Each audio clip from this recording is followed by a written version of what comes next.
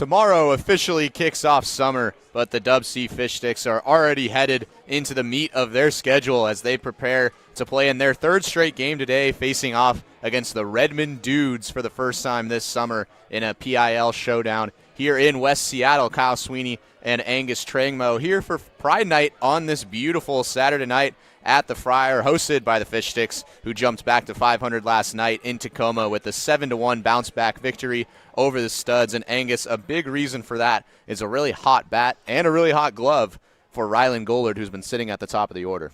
Yeah, we knew from day one that Gollard was going to be a huge piece of this Fish Sticks team this year, and he has been nothing short of maybe the best player on the team all around so far. Hitting .370 with an OPS north of 1 so far this season. These are all highlights from the most recent Fish Sticks home game.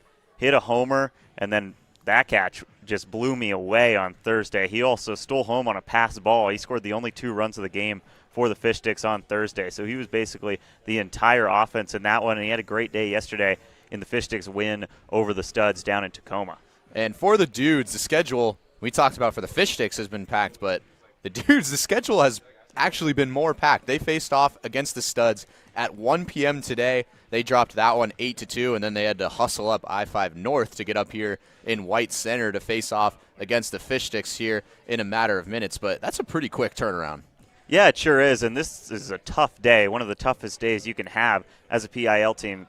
Have to go down and play the Studs in their place. Obviously, you lose that one and then come up in an atmosphere like the Friar on a Saturday night. So a tough schedule for a Dudes team that, truth be told, has been struggling as of late. Coming into this game 2-10, 1-6 in PIL play. They're going to want it really bad against the Fish Sticks, and these two teams will get familiar with each other in the next week. This is the first of 5 straight matchups for the Fish Sticks against the Redmond Dudes in the span of the next few days. Well, heading into the heat of summer here for the 2026 season are the 2025 PIL champions in the DubSea Fish Sticks, looking to get up over 500 for the first time this season against the Dudes on Pride Night here from the Friar. First pitch right around the corner. Wendy's went back to the kitchen to give our famous spicy chicken sandwich a total upgrade. More crunch, more flavor, with heat that just hits. Is this our best spicy chicken ever? Looks like a yes to me. Spicy chicken just got better at Wendy's. They always say, think happy thoughts. It's easy when you're a Wendy's Cookie Dough Frosty Fusion. I'm an instant dopamine hit. Get it? Dopamine? Like cookie dough. I said like cookie dough! Happiness is a Cookie Dough Frosty Fusion at Wendy's.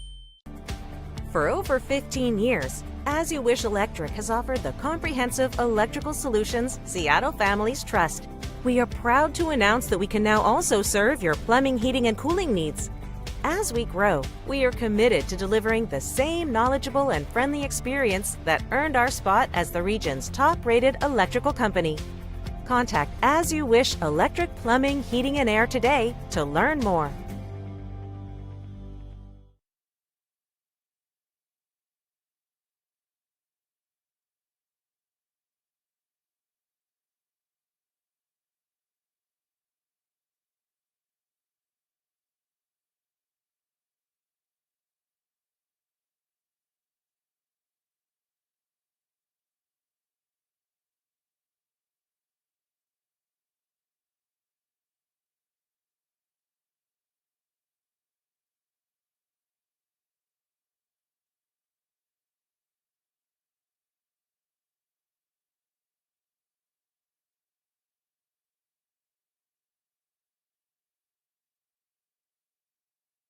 Against the Studs earlier today. Yeah, the Dudes, I mean, what can you do? You know, you're in Tacoma, game ends at around 4 p.m., then you have to travel. I mean, that's maybe an hour minimum with the traffic, maybe not on a Saturday, but you come up here, and as you mentioned, a completely different starting batting order for the Dudes compared to the one that they threw out there at 1 p.m. against the Seattle Studs, who the Fish Sticks beat yesterday 7-1 down at the University of Puget Sound. And on the bump, it'll be a bullpen game today for the Fish Sticks, and Zach Hampson, the Fish Sticks veteran, will get the ball first.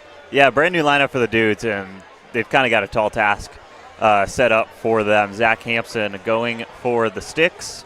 Was obviously here last year, only gave up 4 earned runs in 38 innings, which is ridiculous, and then had a great year at Linfield down in Oregon this season. He was named first team All-PIL for a reason last year, and he was named to the All-Northwest Conference third team in the spring. So one of the more high-leverage arms in this bullpen. But like you said, it is going to be a bullpen day. There's been a lot of high-use games for these Fish Sticks arms. So I'm interested to see how long of a leash Hampson has today. Yeah, and we'll talk more about him after the anthem. But right now, your keys of the game, Angus. So first of all, quick outs. Obviously, you've got a bullpen game, so you want to use as little pitchers as you possibly can, and they've had their struggles with limiting that number so far this year. So quick outs are going to be huge. They did a great job of that yesterday against the Suds. Sustained offense. What I'm saying is the Fish Sticks have a tendency to kind of count on a big inning in order to win a game. That has been the case against the Yaks, the Honkers, and then the Studs last night. So sustained offense throughout the entire game. I'd like to see the Fish Sticks score in 3 or 4 innings as opposed to like 1 or 2 like they sometimes do. And then consistent base running. We've seen them try a lot of stolen bases, and it works sometimes, but it just hasn't been consistent at all. And we haven't seen the hit and runs work effectively this year at all. So I think consistent base running, and that's execution-based for sure, but I think it's all dependent on how aggressive Kirby wants to be against this dude squad. And let's give a quick shout-out to the pitching staff, shall we? They have been shut down after the lackluster start. Of course, the Fish Sticks now back to 4-4 after starting 1-3. They've allowed just 7 runs in the last 3 games. 3 of those were in the top of the 9th on Saturday against the Studs in that game that got away late. And obviously, that was a scenario in which they were a few feet away from getting out of the inning with a double play ball. So this pitching staff, it started with Eli Hurst on Thursday, and then yesterday it was Santiago Guedes Rodriguez who went 4 innings of scoreless work and got the stick of the game. Yeah, he was nasty yesterday. We both saw it with our own 2 eyes, and man, it wasn't velocity. That's never what he's going to kill you with. It was just control upon control upon control. I believe he threw 14 pitches in the first 2 innings of his outing.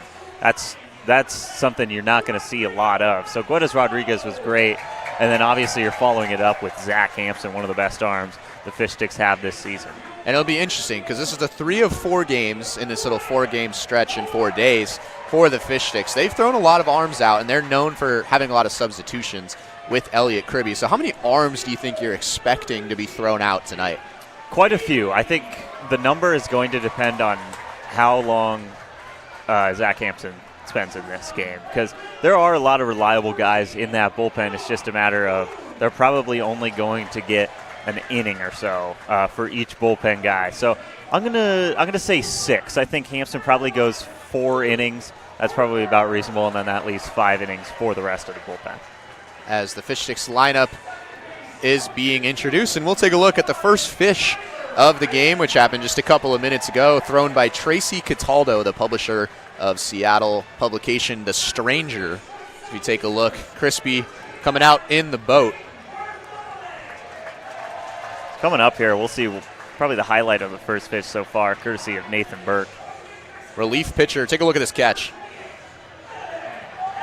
Look at that. If you controlled that to the ground, any NFL fan knows if you control it to the ground, that's a catch. So the first pitch, or the first fish rather, has been thrown out. Again, shout out The Stranger and publisher Tracy Cataldo for doing that. And now the national anthem will be sung by Sophia Da Silva, Miss Pacific Coast here in Washington, has sung at Mariners and Krakens games, and a pride advocate here for Pride Night on this beautiful Saturday night at the Friar.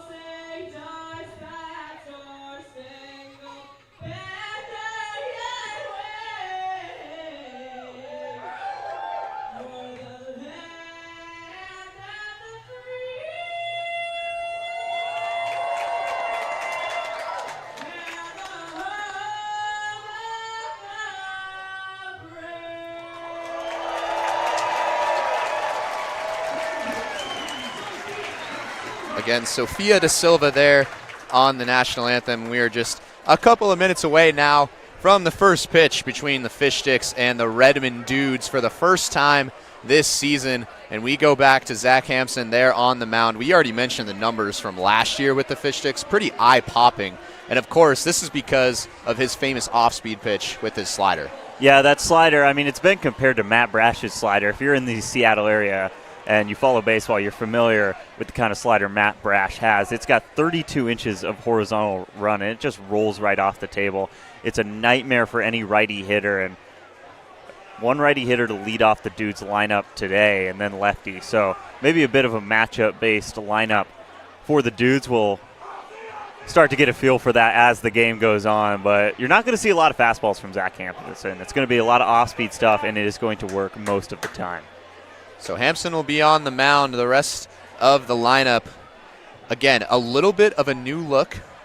Third straight game we've seen that for the Fish Sticks. Rylan Gollard will lead things off. He's in center field. Von Lowe DHing and hitting in the 2-hole, which is a new position, which we'll get to in the bottom half of the inning with the injury to Gavin George that happened yesterday as he was rounding third base. And Braden Bartholomew has been a mainstay. He'll be hitting third and at first base. Jake Daly's made his way into the lineup after a couple nice hitting games. He's at fourth and at left field. Luke Parker at the hot corner at third base. Evan Hellner will get the call behind the plate. Tyler Eisenhut starting at second base. And then Rodrigo Montano, who comes in with just 2 at-bats this season. He'll be taking the starting spot in right field. And then Noah Kung in the 9-hole at the shortstop position. But Von Lowe at that second spot. Gavin George has been the mainstay at the 2-hole. Yesterday, a torn hamstring rounding third base. He led the team with an 1186 OPS this year, and that's a big hole to fill. So that'll be something that we look after for the rest of the summer. But Von Lowe's got big shoes to fill. He's been hitting pretty well so far this season. Normally a third baseman. Obviously Luke Parker and Isaac Watson, 2 great gloves over there. So Lowe in the DH spot with the absence of George. And I think Lowe will do a good job, but that is a crushing blow to the offensive production for the Fish Sticks. Gavin George was off to a blazing start this season. And again, Luke Parker, he hit a single yesterday with the bases loaded that got through the left side of the infield. Gavin George, who has a lot of speed, was rounding third. Looked like he slipped on third base, was grabbing at his hamstring, fell halfway down the line, and still scored the run. But here we go. Zach Hampson delivers a fastball in there for strike 1 to Gabe Pham, and we are underway. Pham, a 5'7" freshman, hit 200 last year at Everett Community College. He takes a hack and fouls off, and Hampson quickly ahead 0-2. And 2 straight fastballs to start for Zach Hampson, maybe just trying it until the Dudes prove they can hit it. It's not horrible velocity, he just doesn't throw it that often, so you don't see a ton of it. It's pretty average velocity for NCAA D3 pitchers.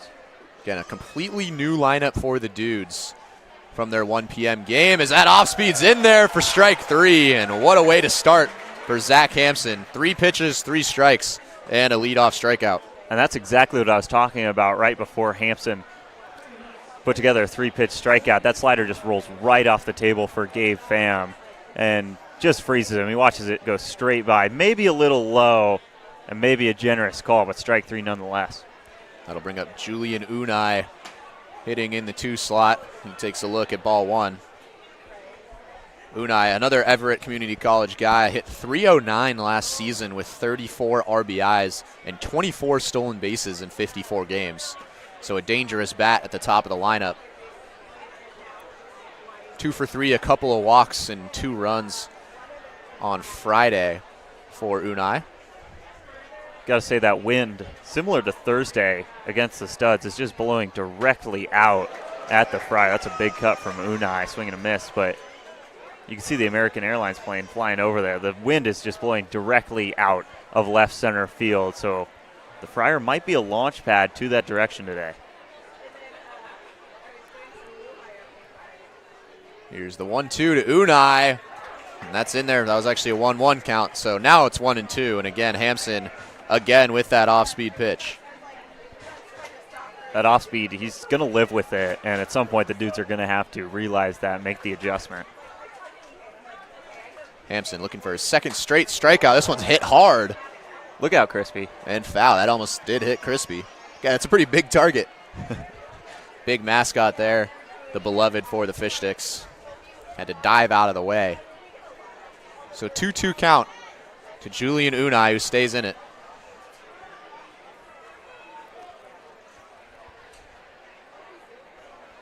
Another 2-2 from Hampson gets away from him, and the count's full. Hampson's so good at not making mistake pitches, especially in these scenarios. You're not going to see a lot of wide misses in 2-2 and 3-2 counts, so a rare one there. Here's the payoff from Hampson. Again, ripped right at Crispy. He's got to move, man. He's standing there with the flag. He's got time. He can go hide behind the fence for a second. He's in the danger zone over there. So Unai way in front, but great contact on a couple of Zach Hampson off speeds in this at bat, and a lengthy one. This will be the 8th pitch of the at bat. And just inside for ball 4. Hampson didn't like that call, and Unai is aboard. Yeah, he's asking if that missed in, which I think that is where that pitch ended up missing. It's a great location. Again, Hampson going back to that fastball, which we don't see a lot of. Take another look. And it's hard to tell from that angle. From our angle, it looked like a strike. Definitely a pinched zone maybe tonight at the Friar. So Unai with a lot of speed over there at first base, and that'll bring up Teo Perala. Yeah.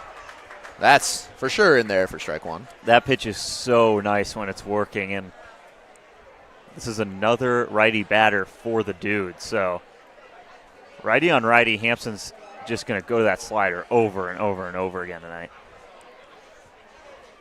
Ahead 0-1, trying to freeze Unai at first. And that one misses for ball 1. Perala going to University of Hawaii at Hilo, where Coach Elliot Kribbe for the Fish Sticks will be joining in the middle of the summer. Those two had a nice talk pre-game. Got familiar with each other before this next season down there in Paradise. Hampson checks back at Unai. Again, 24 stolen bases in 54 games last year at Everett Community College. Something about Hampson is, yes, he's a righty, but he does a really good job of holding runners on, especially at first, something you wouldn't expect out of him. Unai, an early jump. Hampson's going to step off. And the throw in time. So Hampson. Wait. The Dudes are looking to challenge this possibly. Yeah, they're going to call a balk.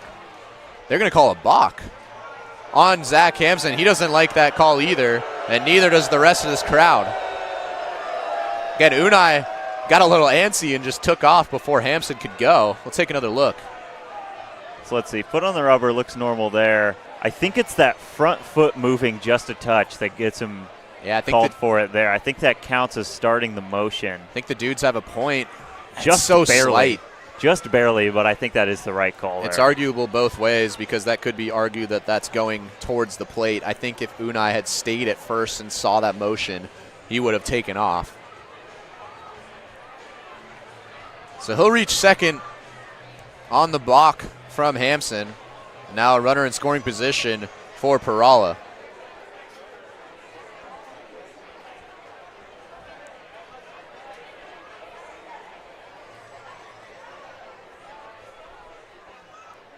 Hampson delivers the 1-1 and might have clipped Perala. So off speed gets him, and now two runners are aboard with one out. Yeah, just barely got a piece of Perala. Hampson getting a couple bad breaks by inches on the walk, the balk, and then the hit by pitch, and they were all very narrow. So the Dudes catching some breaks in the first inning against Zach Hampson. So here comes the lefty, Indy Anderson, a fantastic name, hitting cleanup for the Dudes tonight. So he takes first pitch, and that'll get past Noah Kung.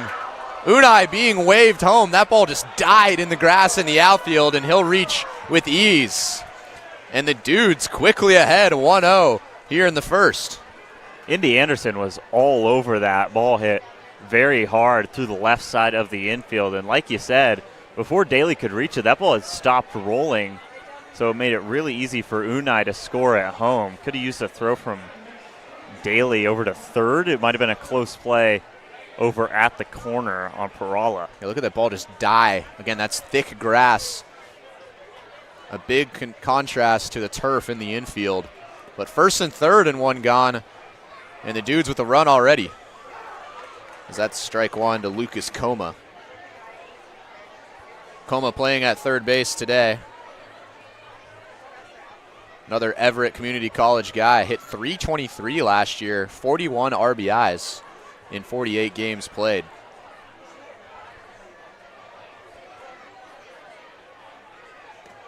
That off speed low and away for ball one. Credit to the Dudes so far. Really good approach at the plate outside of the leadoff hitter. Just making Hampson work, not giving him anything he wants to see so far, and it's turned into an early run. Hampson had no earned runs so far this year and had 4 total in 38 innings last year. And he's going to let up another one. Lucas Coma will drive in Teo Perala, and a quick 2-0 lead for the Dudes. Looked the exact same as Indy Anderson's RBI hit, just hit more on a line. Good effort over at short by Coombe, but just a little too far out of reach. And the Dudes making a statement early. This is already the same amount of runs that they scored against the Studs earlier today. Again, a completely different lineup than that they threw out at 1 p.m. down in Tacoma. And 2 earned runs given up by Zach Hampson in the first inning. That off-speed misses to Nolan Morey. Hampson's not getting a lot of close calls around the borders right now, so might be a pretty tight zone all night. So Indy Anderson at second, Lucas Coma at first. Both have RBI singles. This could be 2. Eisenhut over to first and a double play. So Hampson is out of the inning. Nolan Morey grounds into a double play. But a 2-0 lead for the Redmond Dudes here at the Friar in the first inning. For over 15 years, As You Wish Electric has offered the comprehensive electrical solutions Seattle families trust. We are proud to announce that we can now also serve your plumbing, heating, and cooling needs. As we grow, we are committed to delivering the same knowledgeable and friendly experience that earned our spot as the region's top-rated electrical company. Contact As You Wish Electric Plumbing, Heating, and Air today to learn more. Once upon a home, in a Seattle bungalow, the Huffs searched on Thumbtack to find their next pro. Now the job is all done, and the table is set. The hot dogs taste better on their fancy new deck. Start your home story on Thumbtack.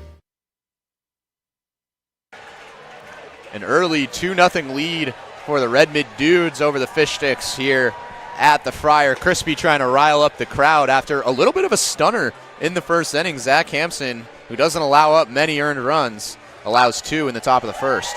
Yeah, and it was really just a good job by the Dudes lineup to make Hampson work, and then Indy Anderson drives in a run with a very hard hit ball, followed by Lucas Coma hitting one even harder to the same spot out in the left field. Both brought in a run apiece, and it's 2-0 Dudes, but this Fish Sticks lineup is going to have something to say about that, especially Rylan Gullard at the top of the order. This has been a hot Fish Sticks offense after a pretty lackluster first 4 games offensively for this team. Put up 7 runs against the Studs yesterday, snapped their 12-game winning streak and their 10-0 start in PIL play. As you mentioned, Gullard will lead things off, and then Vaughn Lowe and Braden Bartholomew will follow. Again, Gavin George likely out most of the rest of the summer with that torn hamstring that he suffered in yesterday's game. Just a huge blow for this offense. Yeah, he's been great. Nothing short of great for the beginning of the year, both offensively and defensively. I think the glove out in left field is going to be something that I think a lot of us underappreciated, and something that's going to be hard to fill out in the left field. But, of course, Gavin George's bat will be sorely missed in the 2-hole, although Vaughn Lowe has been swinging it really well recently as well. So it'll be the right-hander Cody O'Donnell on the mound to start things off for the Dudes, facing off against the hottest bat in this lineup right now in Rylan Gullard. Gollard, first pitch, takes it to second base. This is going to be a tough play with the speed of Gollard, and he's safe. He might have looked a half step out, at least from my point of view, but Gollard is aboard. Great hustle from Rylan Gollard, and even with that, I think I agree with you. I think that throw did end up beating him, but the call is safe. I'd love to get another look at this. Just a high chopper. We see that so often at the Friar. Yeah, I think it got him. So a little bit fortunate is Rylan Gollard there. That's his 11th hit of the year. The only player on the Fish Sticks with double-digit hits so far.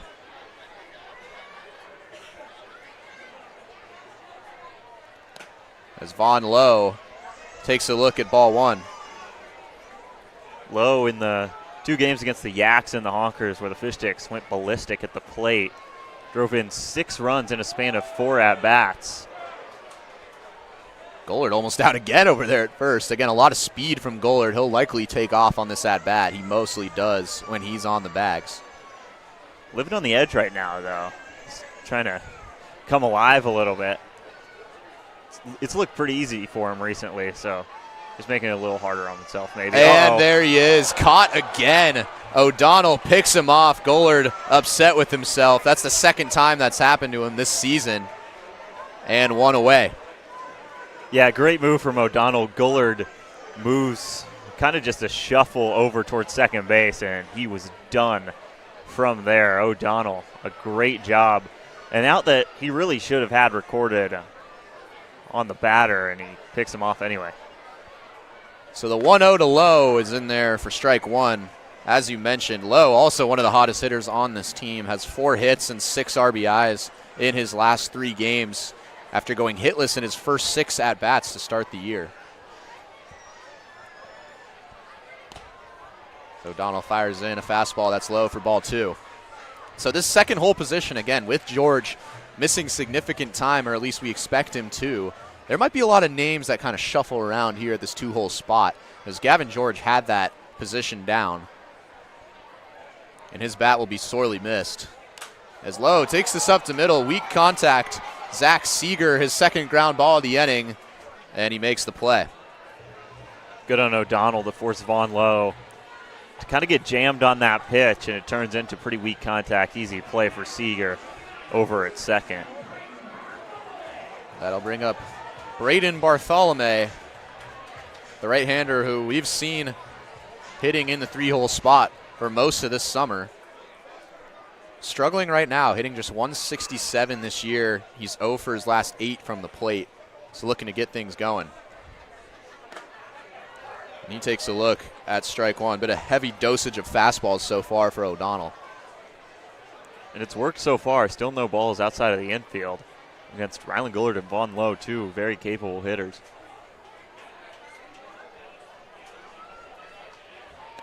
Oh, another fastball just misses outside.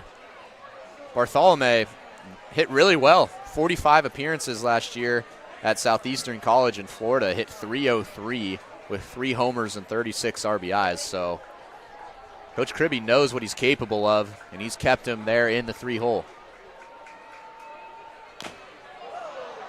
And he chops that foul into the Dudes bench. Again, a short bench. Dudes bench as well. That's a good reminder for us to talk about that he hit it over there. It's as a few more we'll add on over in the dugout. But, man, it is pretty few and far between over there for reserves for the Dudes today. It makes us think that maybe it's just a brand new lineup from the first game today against the Studs. None of those guys are here at the Friar. Bartholomew, this is popped a mile into the air. Seeger will be called off, and Cade Wilkinson will make the out. So a 1-2-3 inning for the Studs, or for the Dudes, as they roll into the second inning with a 2-0 lead. Great inning for Cody O'Donnell to get things started. Didn't really need to go away from the fastball too often, and no hard contact for any of the top 3 hitters in the Fish Sticks lineup, and then just a great pickoff move to get Gollard on the second time around. So the Dudes, really a dream start, I think, against Zach Hampson and the Fish Sticks. So Hampson will come out for another inning. He's more than capable of going longer than the really assigned one inning that most relievers get. But he was kind of hit around in the top of the first, 2 RBI singles. And the Dudes with an early 2-0 lead. And as you mentioned, I think half of the team stayed down there in Tacoma to face off against the Studs, because that drive up by 5 coming up here, especially at around 4 to 5 p.m., that could be a nightmare.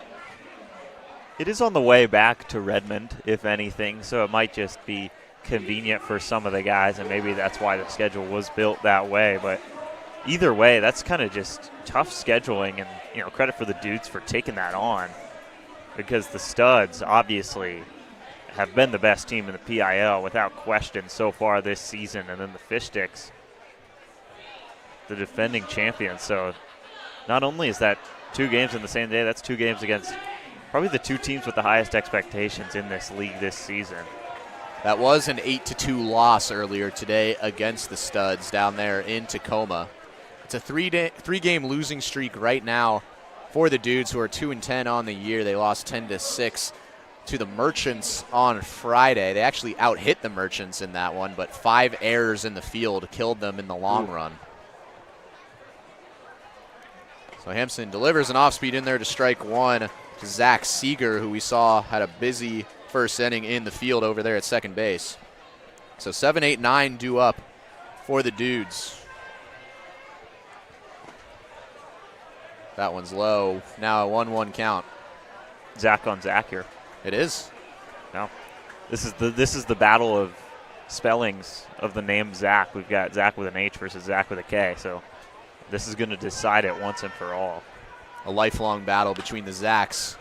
Zach with an H might win this one. Kung, a long throw across the diamond, is in time and 1 away. Yeah, Luke Parker almost jumped Kung over there to make the play at third, but good on Kung to stay composed with the backhand and the throw. Obviously, Bartholomew, a big frame over there, which helps Kung, but throw well in time. I'll bring up Cam Costello hitting in the 8-hole today for the Redmond Dudes. Attending Central Washington, no appearances last season. He looks at strike 1. Costello, a state champion with Olympia High School back in 2022.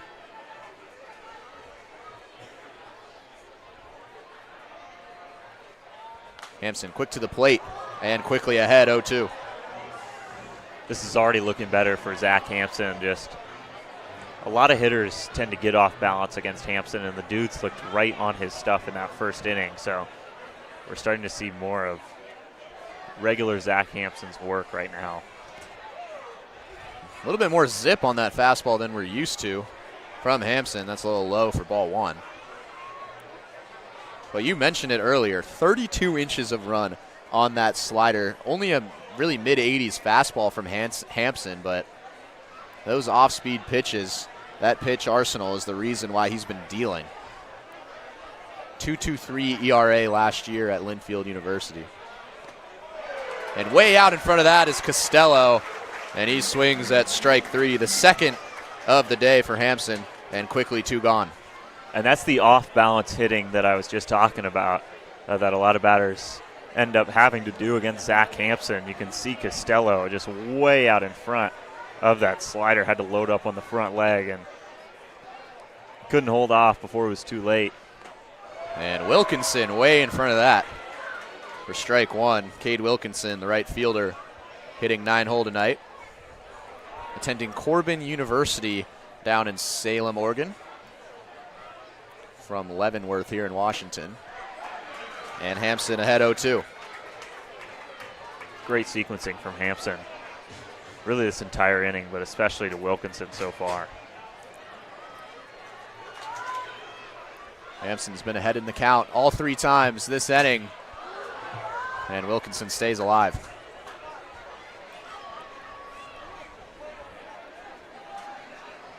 So we'll see if Zach Hampson, if he's able to retire Wilkinson and have a quick top of the second, will come out for a 3rd inning. Again, a full bullpen day for the Fish Sticks after Eli Hurst and Santiago Guedes Rodriguez pitched well in the last couple of games. That's barely in there for ball 1.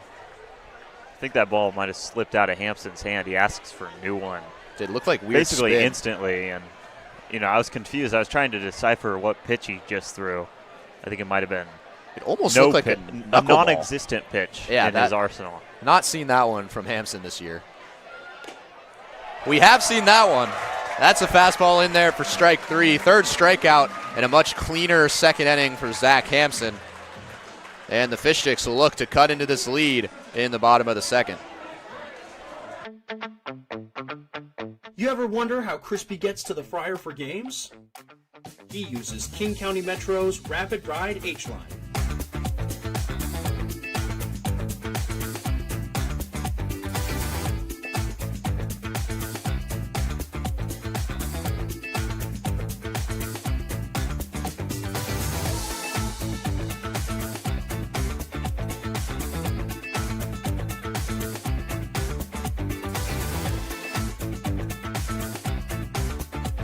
King County Metro, the official commute of your DubSea Fish Sticks. Once upon a home in the Issaquah Highlands, the Parkers used Thumbtack for a new kitchen island. Now the pizza is cooking and the kids are excited. Thank goodness for Thumbtack and all it provided. Start your home story on Thumbtack. Cody O'Donnell will take the mound again after a 1-2-3 top or bottom of the first against this hot Fish Sticks lineup right now. Another sellout here at the Friar. Just a great environment night in and night out, and we expect another one as tomorrow's game at 1:05, a little earlier in our first Sunday game of the season, is already sold out. And here for Pride Night, there's barely a seat available right now. Yeah, the ice chest nice and full on just pristine Saturday night, and tomorrow's game sold out quicker than I think any sellout we've had outside of opening day. So tomorrow we might have a lot of people just relying on the broadcast, I think. Again, an early happy Father's Day to all the fathers out there that are tuning in. As Jake Daly steps up, check swing in there for strike 1. So it'll be 4-5-6 due up after that quick bottom of the first for Cody O'Donnell. The right-handed pitcher out of Everett Community College was stellar last season with a 1.80 ERA in 5 starts. Or in 7 appearances, 5 innings. Had that 1.80 ERA, 0.8 whip. So really good stuff from O'Donnell last season. And we saw that on full display in the bottom of the first. Yeah, not many strikeouts at Everett Community College either, which is consistent with how he's been so far today. Off speed, gets away from him and hits Jake Daly. So Daly, the leadoff man, is aboard. And he's been able to find the bases so far this season. Again, joined the team late. The redshirt sophomore over at St. Peter's. And yes, that St. Peter's that took us on that wild Cinderella run a couple of years ago in March Madness. Yeah, the Peacocks. We'll have to talk to him about that. Just a great team. See if that had any impact on him deciding to go to St. Peter's. I doubt it, to be honest. As Luke Parker takes a look at ball 1. Never thought I'd be shouting out Doug Eater here on the Fish Sticks broadcast, but here I am. Any chance we get, I think we should take it. That dude could shoot. A 15 seed going to the Elite 8. I mean, the parity in college athletics, which I could talk about for 3 hours for the rest of this broadcast. I don't know if we'll be seeing that again. It'll happen, I believe. Unfortunately, they'll have to play a play-in game now to even get the chance to face a 2 seed. Which don't even get me started. Yeah, no, not here. We can't talk about this here. So Parker is struggling a little bit to start the year, but has shown some serious pop. Had a 2-run single yesterday. Has 6 RBIs in his last 5 games, so he's been hitting when it counts. A humongous swing and miss there. And that's just kind of become standard for Luke Parker. Any swing he takes, he's looking to do some serious damage with it. Saw him blast a home run foul in the season opener. O'Donnell will check on Daly. O'Donnell picked off Rylan Gollard in the top of the first. Gollard was getting antsy on the base paths and was caught up. Galoo got a lot of confidence in that pickoff move as well, so probably not the last time we'll see it today. There it is again. Almost looked like Daly was going to take off, and O'Donnell doing a phenomenal job keeping him on first base. So Coach Kirby and I are thinking the same thing. MLB rules in the PIL, and that was his third disengagement with Luke Parker at the plate. So Kirby and Parker were both arguing that Daly should get second base, but they'll keep him at first. Daly stays put. Parker takes a look at strike two. He's a little frustrated with himself that he let that one go. Now the count even at 2-2. Yeah, it's a great pitch from O'Donnell. Just locating that fastball down and in. Parker struggles with those down and in pitches as well. We haven't really seen him do much with those this season. O'Donnell freezing Daly at first. Parker smartly shies away from that off speed in the turf, and the count is full. I've never seen a mask launch like that either. Perala all over it. Probably just worried that Daly was breaking for second, and that mask got some serious height behind the plate. So 3-2, nobody out. Jake Daly was hit by a pitch, and he's over at first. O'Donnell shakes off a few pitches. Same pitch, same result. Parker lays off it, and now two men are aboard. Great spot for Evan Hellner for his first at-bat of the day. He's 3 for 10 on the season with a jack, and you know he was a really talented hitter down at Sumner High School. He's a state champion in 2026, and he's probably been one of the best hitters the Fish Sticks have had so far this season. Yeah, in a little mini slump is Hellner, 0 for his last 4. But as you said, a lot of power. He broke out with a 2 for 4 RBI performance on June 9th against the Blackfins, which included a 3-run blast. Could do the same on this at-bat as he takes a look at strike one. So Hellner gets the glove behind the dish. Saw Peyton Barsotti do a nice job in last night's game against the Studs.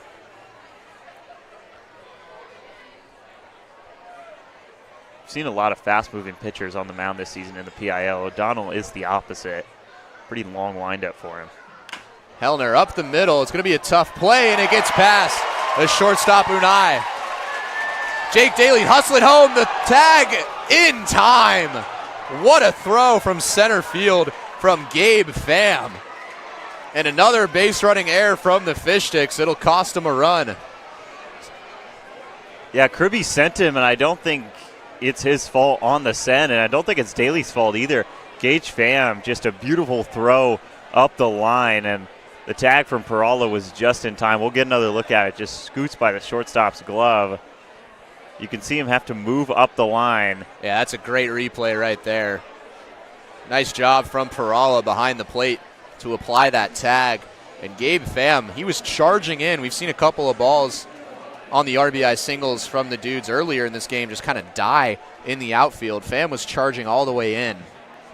And so an assist from the outfield. Looks like the umpires will be talking here. So I think they want to make sure everyone saw the same story.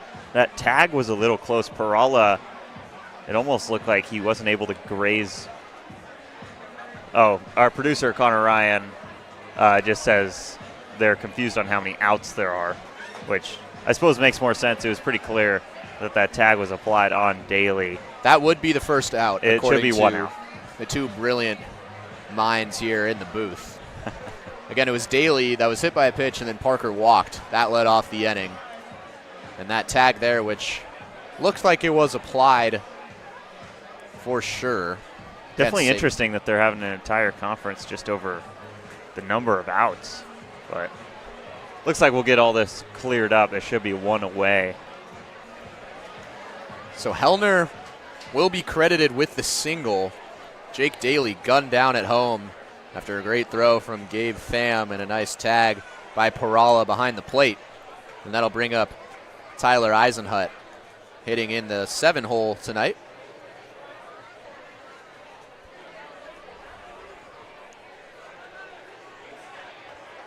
There's been a lot of competition at second base for this Fish Sticks team between Hamada and Eisenhut. Eisenhut will get the nod at the starting position today.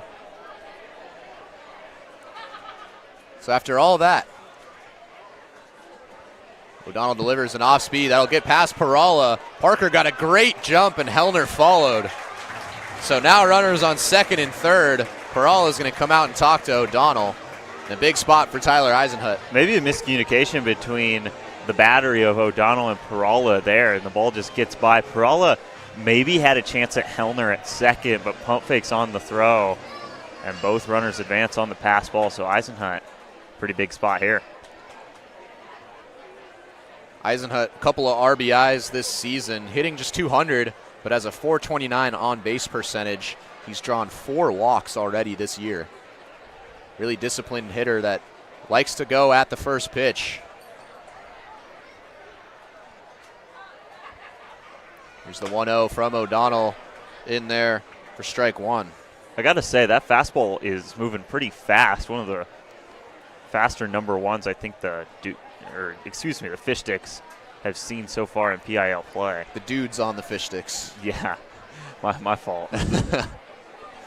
Redmond Dudes, great name. A+ name matchup. Oh, I think we're going to have a balk here. Well, we go balk for balk in the first 2 innings of this game. So Parker will get the free bag, and that'll be the first run of the inning and the first run of the game for the Fish Sticks. O'Donnell pleading his case. I didn't get a good look at it. Let's take a look here. That's the same windup. That's the same windup he has been doing all day. Yeah, interesting that they called it out. Maybe there was an extra step, but it is an interesting long windup from O'Donnell. Now the Dudes manager is going to come out and have a chat and probably say the same thing we're thinking is that looks like the what same he's been windup. doing all day. Yeah, again, you mentioned it, a very long windup. There's definitely an extra step in there. I see how it could confuse an umpire, but just the fact that it gets called all the way down in the second inning, especially in a spot where it brings in a run, is very interesting to me. So an interesting trip around the bases for Luke Parker, who walked and then got to second on a single. As we take another look here. I'm trying to see if there's anything different from... That looks the exact same. That looks the same to me. A gift for the Sticks. It is an interesting windup, but O'Donnell gets called for it. We'll have to watch it right here, too. Yeah, take a look. 1-1 count. Well, he changed it. And that delivery in there for ball 2. Well, the part that they got him for is that foot coming across, and he did it a little later on the balk than he usually does, so maybe that was the hitch that the umpires noticed and called for a balk. So he does the 3-step there. He added an extra step. That's why he got called for the balk, as Eisenhut rips that foul. So a 2-2 count. So Parker advanced from second to third on a pass ball and then scores on a balk. Evan Hellner, who singled up the middle, is at third. Yeah, Parker advanced one base about every way you can that trip around, and it's a run for the Fish Sticks regardless of how he got it. Here's the 2-2. Eisenhut fouls off that off speed and stays alive. Yeah, that pitch was going to miss a little low, but it was well timed by Eisenhut anyway. Just gets a little under it. If he was able to straighten that out, it probably would have landed in a good spot, hit or not, to bring in Hellner. So Eisenhut, this is his first action in almost a year after he dislocated his knee last season. Spent a year at Mount Hood Community College. He was a first-team All-Leaguer after he hit .361. And the count fills up. Eisenhut also the only guy on this team that is from West Seattle, where the Fish Sticks play their home game. So a hometown kid, even more so than all the Seattle guys on the Fish Sticks already. And I was talking to him in a couple of practices before the season. He's just super excited to get back out on the field after his kind of freak injury last year. Here's the payoff, and another one that Eisenhut sends out of the stadium. I think that's a pitch that Tyler Eisenhut thinks he should probably put down for a hit. It was that same off-speed pitch, but it got over the plate this time, and Eisenhut just under it once again, but he stays alive. So a lengthy battle here between Cody O'Donnell and Eisenhut. Hellner patiently waiting at third base. Another payoff, and Eisenhut, he's nodding over at O'Donnell. He stays alive. That's his fourth foul ball of the at-bat. Yeah, the first fastball he's seen in a while, and O'Donnell had some extra zing on that one. Eisenhut just had to do anything and everything to get a bat on it.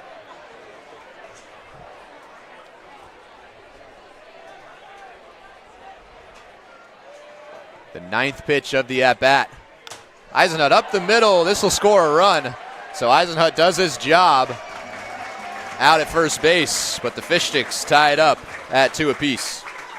That's such a good at-bat from Tyler Eisenhut. Fouls off 4 pitches, and then finally gets a pitch that might have missed a little high for ball 4 if he left it, but still grounds it in a place where Hellner scores easily, and the Fish Sticks tie it up. Just a really good piece of hitting, even if it didn't get down for a hit. So that'll bring up Rodrigo Montano, the incoming freshman from Eastlake High School. He takes a look at strike one. Just 2 at-bats this season for Montano, but they've been good ones. A walk and a double in those 2 PAs. You know what that on-plus slugging is? That's going to be a 3,000, I believe. It is. That would be record pace for anyone keeping track.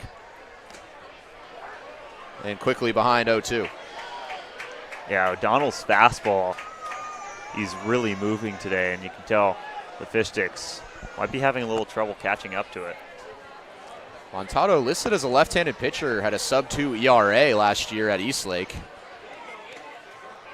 That's low for ball 1. Again, that's where Coach Kribbe spent his last couple of years coaching at. Of course, announced to the team that he's taken a job at University of Hawaii at Hilo, and he'll be departing in July. I'd take that job too, man. 1-2, Montano stays alive. I certainly would as well. Year-round, you get to just hang out at baseball fields in Hawaii. Yeah, and Nice. there's a couple beautiful ones down there. Yeah, no, really nice.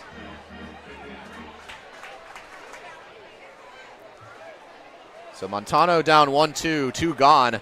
It's been a chaotic bottom of the second inning. But the Fish Sticks had tied it up at 2 apiece. That gets away from O'Donnell. So an O'Donnell balk scored the first run.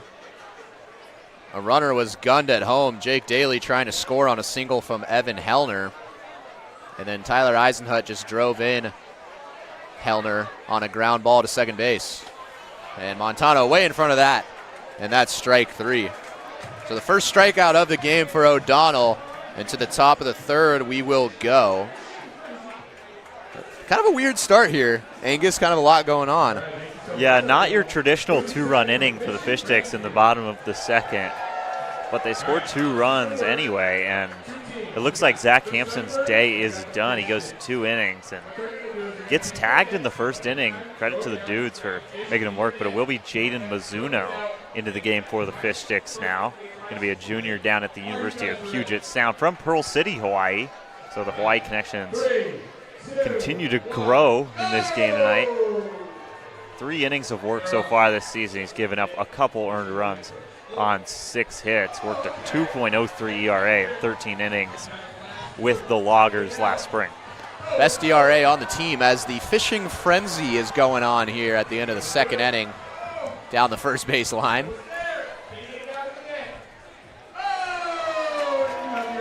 And nicely done. We should plan a fishing frenzy. I would agree. Again, I've never caught a fish, never held a fish. I think it's just kind of rite of passage. You're a broadcaster for the Fish Sticks. Yeah. You got to go fishing at least one time. I did used to enjoy fish sticks, like the food. Uh-huh. You know, those were pretty good. Yeah. Pretty childhood food. Yeah, but- of course. Well, I mean, they're still great. Yeah, they didn't get worse. Well, coming when I from grew up. Spokane, too, the Spokane River, a lot of salmon Yeah. down there in that river. Beautiful spot, by the way. Can't say enough about Spokane. Yeah, no, I mean, yeah, I'm not from Spokane, but I'm from kind of near it. You know, it's not like we have any huge cities near us. Spokane's the biggest one within like 500-mile radius, I think. So, you know, it's what we have in Montana. I've spent quite a bit of time in Spokane. So we have fish connections, essentially, is what we're going for here. Somewhat, yeah. I can't say I've had fish sticks in a minute, though. I have not. It's been a long time. Yeah, that needs to happen. It's like a fish sticks, probably the first fish stick I would have since I was about 6 years old. They do sell them over there near the ice chest at the concession stand. It would be, I think we should do that. Yeah, we should make that happen at some point. Fish sticks at the fish sticks game. You know, it's a little on the nose, but it just seems like it's part of the experience at some point. So back to baseball, Mizuno making his 4th appearance of the season. That's zipped inside for ball 1. 2 earned runs in 3 innings. Has 5 strikeouts, but 4 walks so far on the year for Mizuno. And he'll get the top of the order for the Dudes. As Gabe Pham takes a look at strike 1. Pham struck out swinging to start the game against Zach Hampson back in the 1st. Yeah, second time through the order, and Kirby goes to a lefty. We might see that throughout this game, going righty-lefty, alternating as the lineup goes on for the Dudes. Pham 2 for 3 with 3 runs on Friday in that loss to the Merchants. Takes a big hack and fouled off. Count evens up at 2 apiece. That wind is still just blowing directly out of left center. So still the conditions would carry a ball, but not a lot of balls to the outfield so far today in the early stages. 2-2 from Mizuno. Now the count is full. Again, I mentioned it. The control has been a little bit of an issue so far through 3 innings this season for Mizuno, who has 4 walks in those 3 innings. Does have 5 strikeouts as well.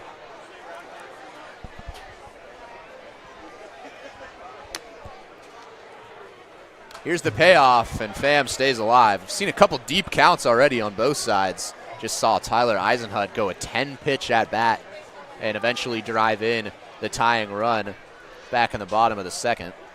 Yeah, Gabe Pham has done a good job of cleaning the slate. He struck out on 3 pitches to start the game in the 1st, so a good job to reset and really make Mizuno earn an out here. Pham in center field gunned down Jake Daly trying to go home, and he stays alive once again. A great outfield assist that saved a run on a single by Evan Hellner.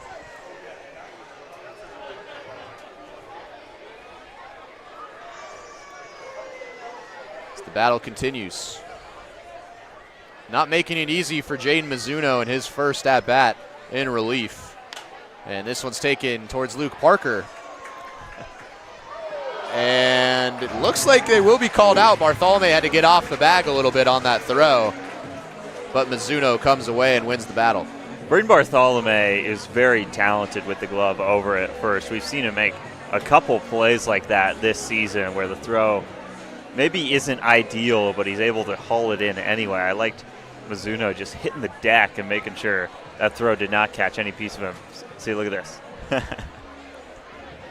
Then Bartholomew had to get off the bag. Nicely done to keep his foot there. We saw an unassisted double play on Thursday. Saw a great play yesterday as well from him at first base on a ball that was lined straight at his feet, and he perfectly picked it to save a couple of bases. Again, struggling a little bit at the plate to start the year, but the talent is obviously there both at the plate and on the field.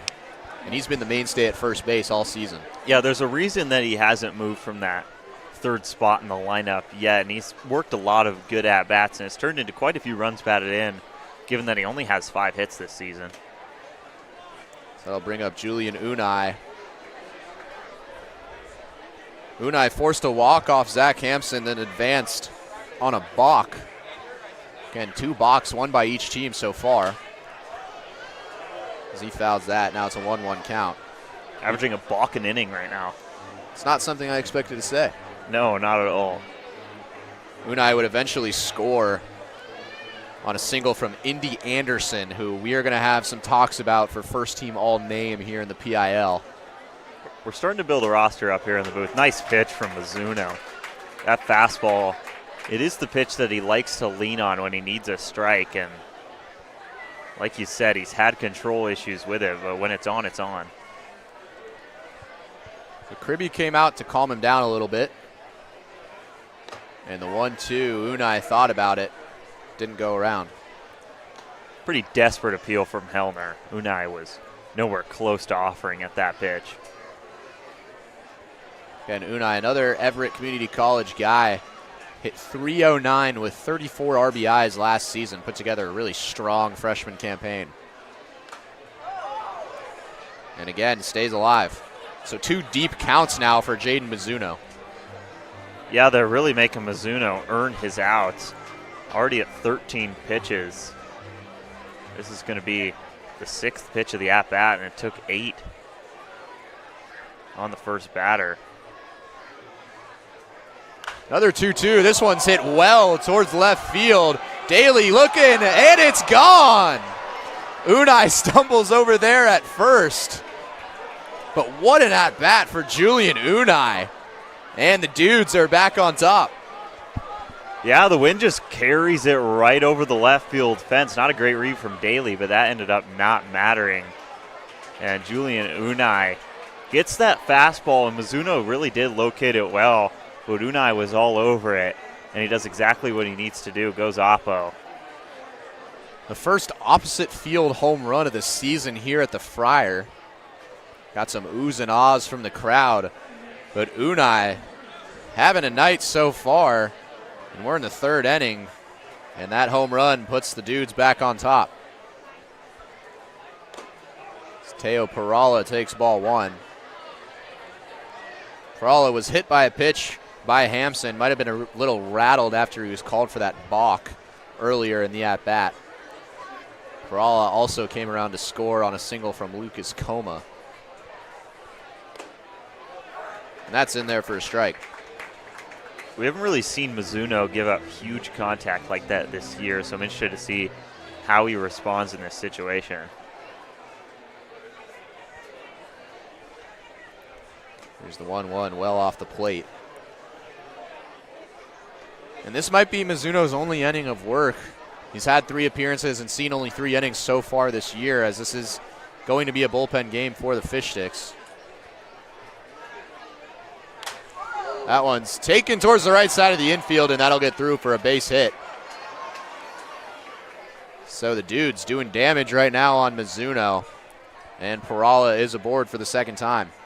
They're not trying to crush the baseball, but it's turning into some pretty high velo hits. They're just taking Mizuno's fastball and just placing it in some really nice spots. And it's not like they're compromising exit velocity either. These are hard hit baseballs. So here we go. Nominee for first team all-name, Indy Anderson. Batting cleanup. He takes a big rip at strike 1. Again, we'll have to take a vote. It does have to be unanimous. We have Cash Aguilar and Diverson Villalobos so far. 2 of the starting 5. It seems good. It just rolls off the tongue, you know what I mean? It does. He looks at strike 2. Anderson, a great baseball player as well. Hit .330 in 31 games last year at Shoreline Community College.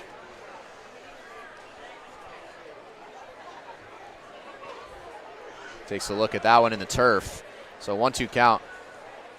I don't hate that pitch choice from Mizuno, though. You're way ahead 0-2. And he has a tendency to just kind of rely on the fastball a little too much at times. So I like seeing the slider there. Mizuno check on Perala over there at first.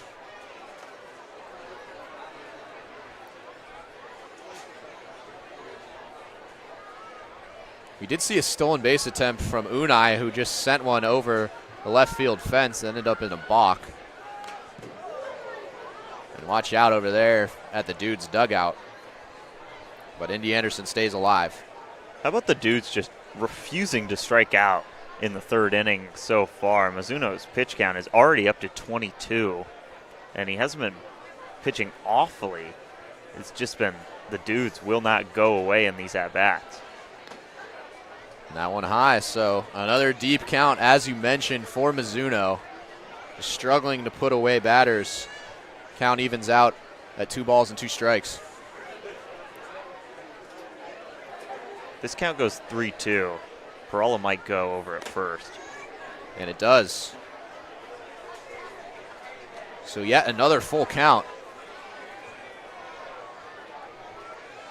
Yeah, watch Perala here. He's been moving pretty high movement. Excuse me. Over at first. He does not go. A check swing, and that's ball 4. A brilliant at bat from Indy Anderson, and now 2 runners are on with 1 away.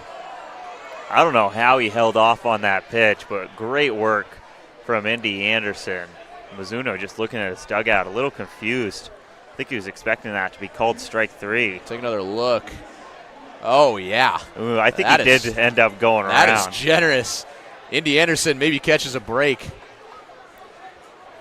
There's no ump down that third base line right now, so the lefty Anderson, no one really had a good look at that check swing. And that'll bring up Lucas Coma with 2 aboard. Coma saw the situation back in the first, singled and scored Perala.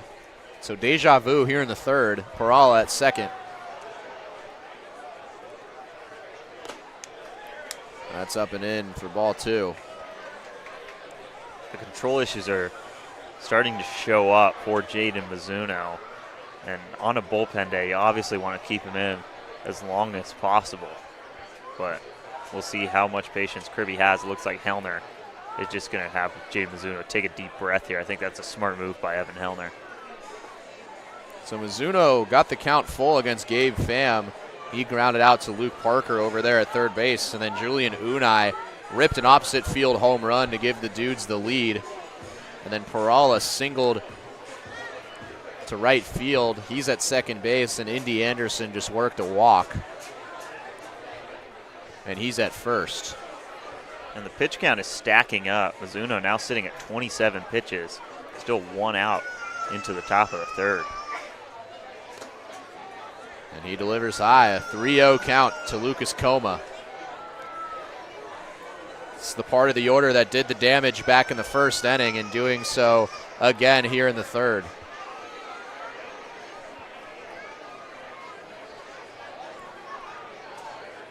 The 3-0, just a zone finder in there for strike 1. Yeah, we'll see if Mizuno goes back to that fastball. He probably will. It's just a matter of will it be in the square. Mizuno delivers the 3-1, hit hard, but right at Noah Kung. This could be 2. And off the bag is Bartholomew. You can't apply the tag. So the Dudes are still alive here in the top of the third, but now 2 gone. Yeah, if Eisenhut was able to just put an accurate throw on the numbers of Braden Bartholomew, Jaden Mizuno would be out of this inning. But instead, Maury will come up in a big spot with the Dudes looking to extend their lead. Maury grounded out, or grounded into a double play to end the first. And now has an opportunity with runners at first and third. That's high for ball 1. At some point, Mizuno's just got to stop getting into these deep counts. His pitch count's already at 31 with only 0.2 innings of work to his name. This one's ripped down the right field line, but tailing foul. Yeah, Maury hit that ball really hard. You could tell once it was off the bat, it probably wouldn't stay fair, but another instance where that hit got some ooze out of the crowd right in front of us.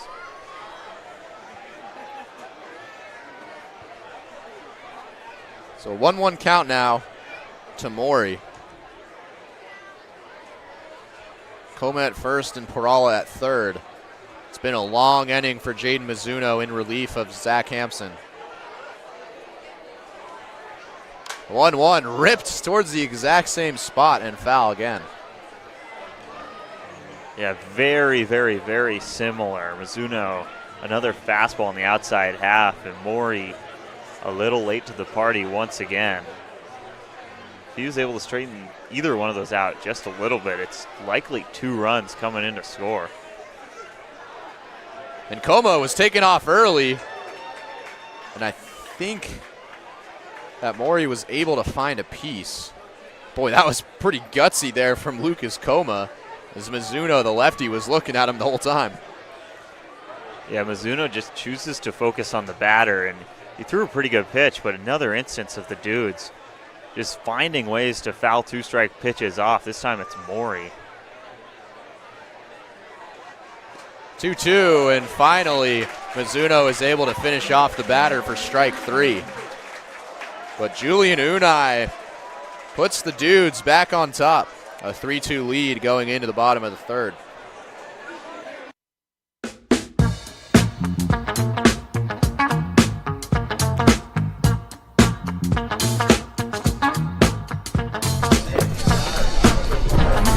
Oh, sweet. Thanks, Crispy.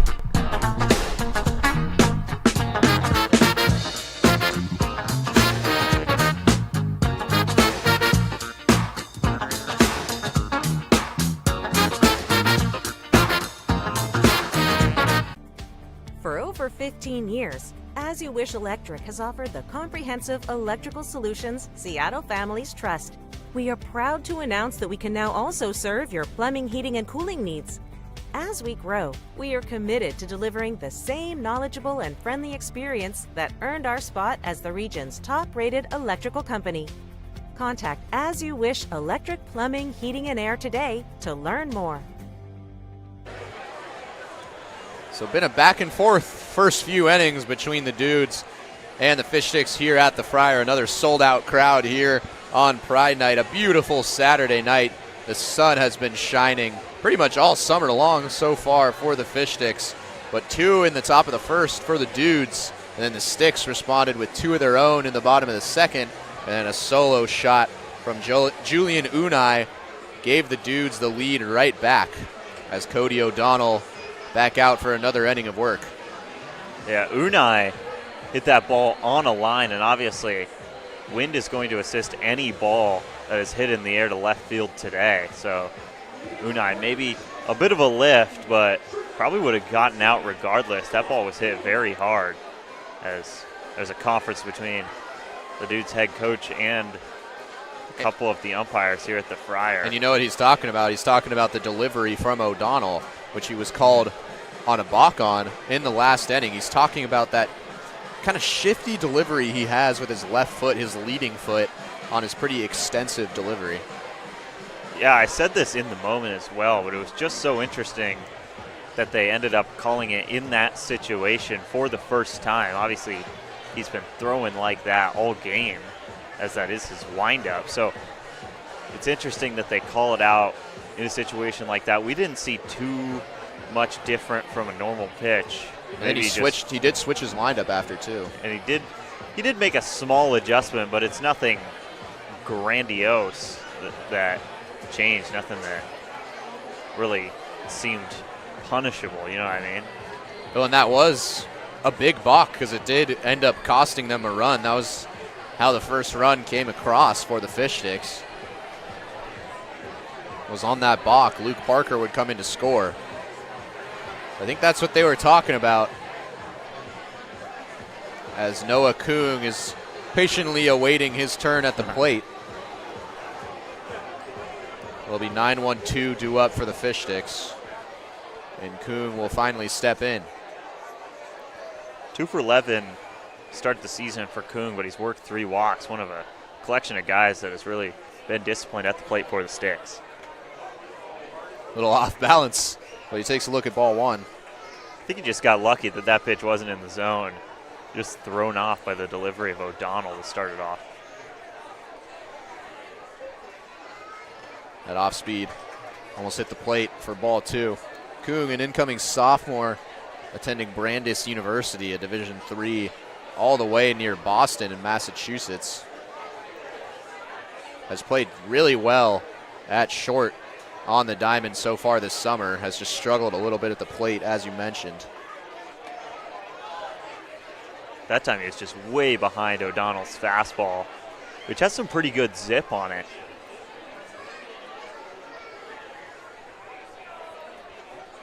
So 2-1 count here to Noah Kung, his first at-bat of the night.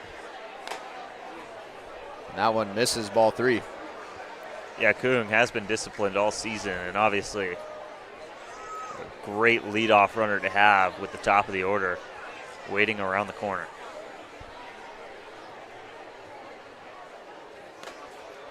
(3-1). Called ball 4, so the leadoff man is aboard and going up towards a dangerous hitter in Rylan Gollard. So interesting that the Fish Sticks have so many guys that have just been able to work a bunch of walks, even though they are struggling to put together hits at the plate. Kung is definitely one of those guys. He's just been disciplined all season. It's another walk for him. So that'll bring up Gollard. O'Donnell picked off Gollard back in the first after Gollard reached on an infield single. He sure loves that pickoff move. It has been early and often for O'Donnell with runners on first. So Gollard again hacks at the first pitch, but whiffs for strike 1. Gollard coming into this game slashing .370, .452, .1081 in 8 games so far this year. It's been a brilliant start to the season.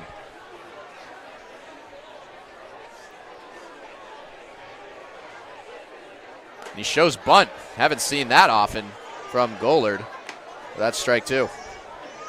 In a situation like this with nobody out, you just have to have Gollard swing away, in my opinion. He's such a good hitter, and he's swinging such a good bat right now that you want to give him the best chance possible to do some damage. So Kung over at first. Checks back. Kung does like to steal the base paths. A lot of speed over there at first.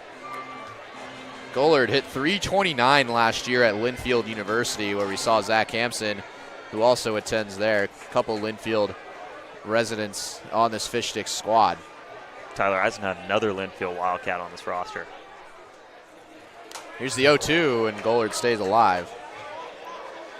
Yeah, Gollard started last year on a 13-game hitting streak and had at least one hit in 34 of the 41 games. Fish Sticks veteran that struggled last year, hit sub 200 last year for the Fish Sticks, which is almost unheard of from what we've been seeing from him so far this year. Takes a look at ball 1. Interestingly enough, Kung actually started towards first base when O'Donnell came home. Just kind of speaks to how good that pickoff move is for Cody O'Donnell.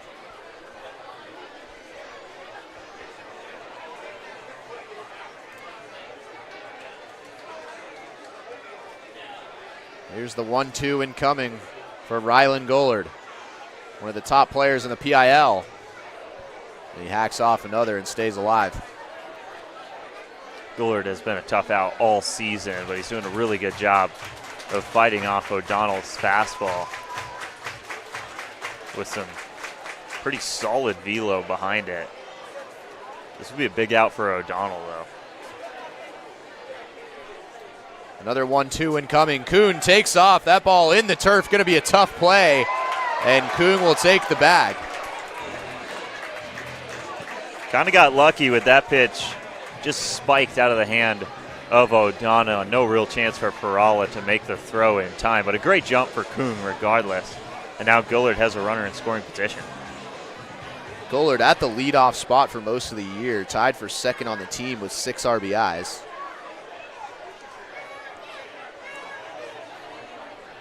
That is the first stolen base of the year for Noah Kung. Here's the 2-2, another off speed off the plate, and Gollard has battled back, and the count is full. This looks exactly like the at-bats the Dudes were putting up in the top of the third against Jaden Mizuno. Gollard just refusing to die right now. Count juice to Rylan Gollard. Been a good battle between him and Cody O'Donnell. Up the middle. And what a snag out there by Gabe Pham. Noah Kung smartly tags up, and he'll get to third base. But, man, that was a rocket off the bat of Rylan Gollard, and Pham was lucky to catch up to it. Pham saves a run and extra bases. Almost has to go full extension with the leap out in center field, but Gollard hit that so hard it caught Pham off guard at first, and he has to do everything in his power to make that play. Like you said, great heads-up base running from Kung to advance to third, and now the tying run 90 feet away for Von Lowe. So Bullard proving why he's such a difficult out there in the leadoff spot, and that'll bring up Von Lowe. Big advancement from Kung at third with just one gone.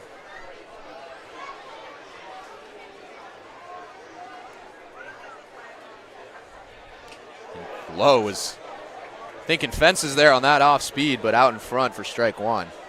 O'Donnell's fastball has been so effective today that I think every Fish Sticks hitter is going up thinking first pitch fastball, and I think that's the first pitch off speed that we haven't seen yet today, so Lowe just fooled there.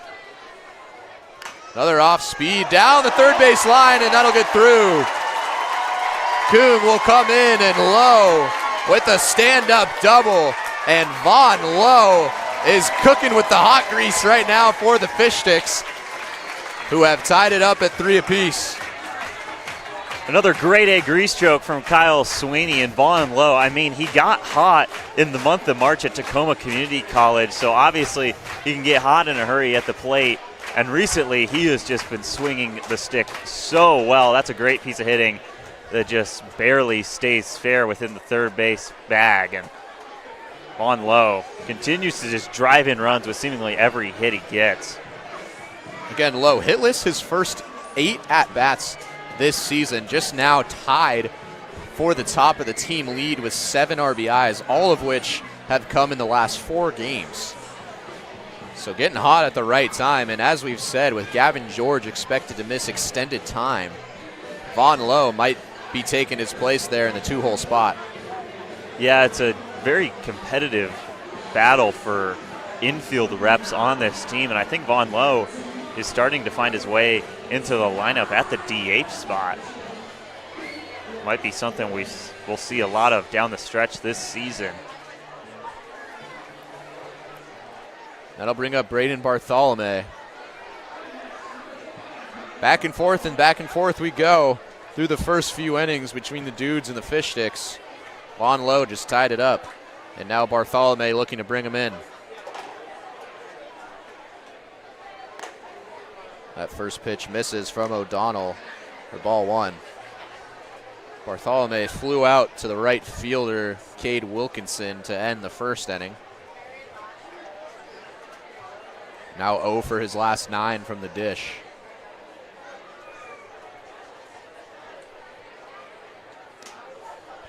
Another fastball, same result. Out and away for ball 2. Haven't seen a lot of instances where O'Donnell's fallen behind today, so Bartholomew needs to be smart here. When O'Donnell has fallen behind, it's usually resulted in a free pass. The 2-0 awaiting Bartholomew.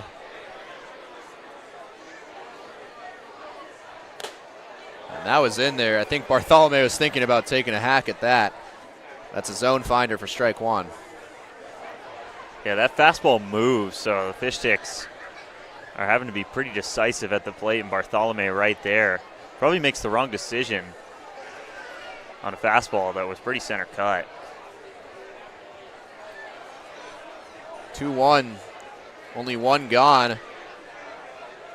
Again outside, 3-1 count. We've seen it over the last few games. The Fish Sticks have been able to pour on runs in big innings, and that's how they took a 14-4 victory over the Yaks last week. They took a 16-1 victory over the Honkers on Monday with a big 8-run 4th and then a 5-run 5th.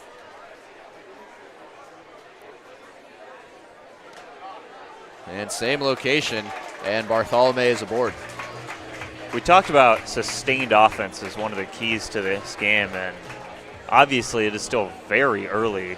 We're not even through the first 3 innings, but 2 runs in the second followed by a run and some traffic in the third. The Fish Sticks doing a good job of staying consistent at the plate so far. Yeah, the Dudes no stranger to high-scoring affairs. 7 of their 12 games this year have featured 14 or more runs. And you got to be thinking, with the game that happened down there in Tacoma, and the Dudes not taking up a lot of their team, that bullpen's got to be pretty short. Yeah, and I think that's why we haven't really seen much movement up there. It's just recently started to move around up in the Dudes bullpen, but I think they're trusting O'Donnell with a pretty big workload today. As Jake Daly takes this towards right field, should be an easy play for Wilkinson. And no tag from Lowe, and that'll be out number 2. Yeah, Daly just a little bit under it. If he was able to square that up, it surely would have been a hit. And Daly has been hitting the ball real well recently. Just misses that one by a skosh.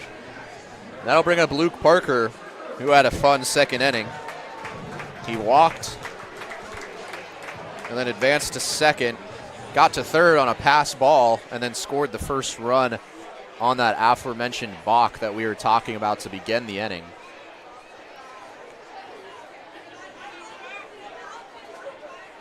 And the RBI King, 6 RBIs his last 5 games for Luke Parker. Another opportunity here. Takes that one for strike 1. If I'm O'Donnell, I am going after Parker and trying to make him swing and miss because Evan Hellner is on deck. 1 for 1 already today, 4 for 11 on the season. One of the most efficient hitters the Fish Sticks have had so far. So the 0-1 to Luke Parker. O'Donnell looking to keep this a tie ball game. And Parker was thinking a lot more than that on that swing, as he usually does, and is behind 0-2. Yeah, good location from O'Donnell. And like I said, I think he's trying to get the swing and miss stuff out of Luke Parker.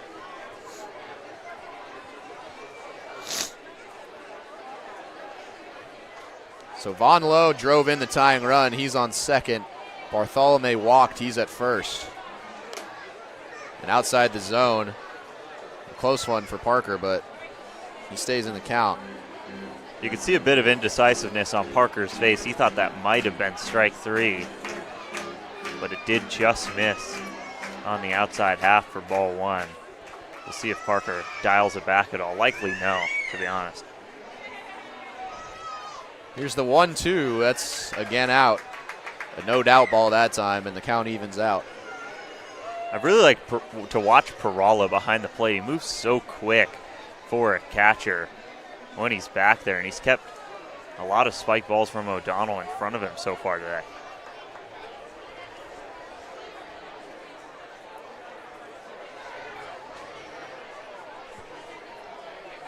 The 2-2, 2 gone and 2 runners on.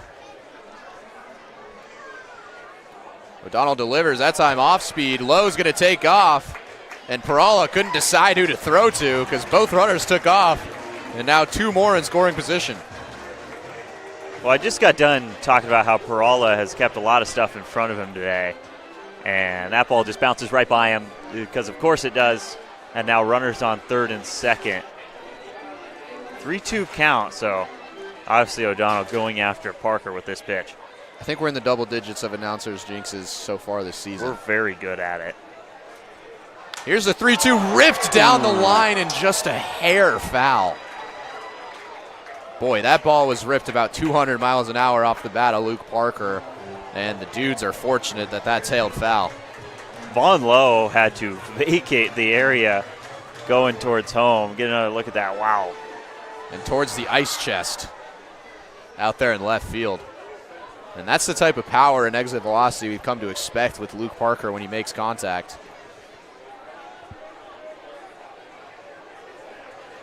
So here we go. Seen a lot of lengthy battles on both sides of the diamond, and here's another one. 3-2. Parker taking vicious hacks on this at-bat. Every time Luke Parker makes contact with the ball, every fan in here sounds like they're on a roller coaster. It's just fun to watch him at the plate. And when it pans out, it really does pan out. This would be a big spot for a hit here.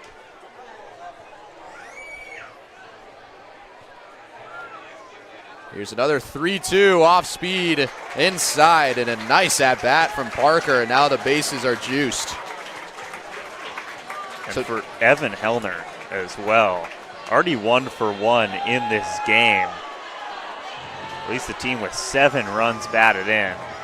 And this is a big spot for the big lefty. Already seen a 3-run shot from him this year up at Edmonds College against the Blackfins.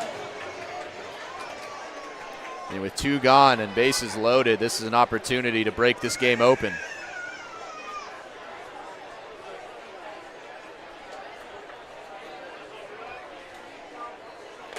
And Hellner check swings and lets it go for ball or strike 1. First pitch fastball has been great for O'Donnell so far, and it's set up his off-speed well when he has located it. Just the off-speed has been inconsistent at times.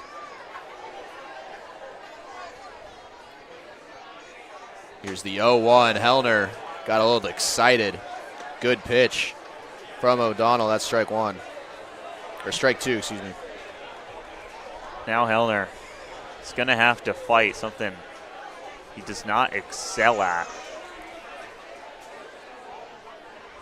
0-2, bases loaded, 2 gone. Ooh, that almost tickled the corner there for strike 3. But Hellner stays alive. I almost think Hellner jumping out of the way of that one maybe helped his case, made it look a little more inside than it actually was. Tyler Eisenhut on deck, already has an RBI in tonight's game.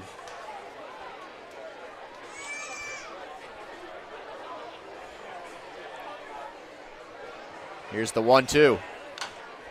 And Hellner stays alive. Fish Sticks really impressing with these at-bats right now.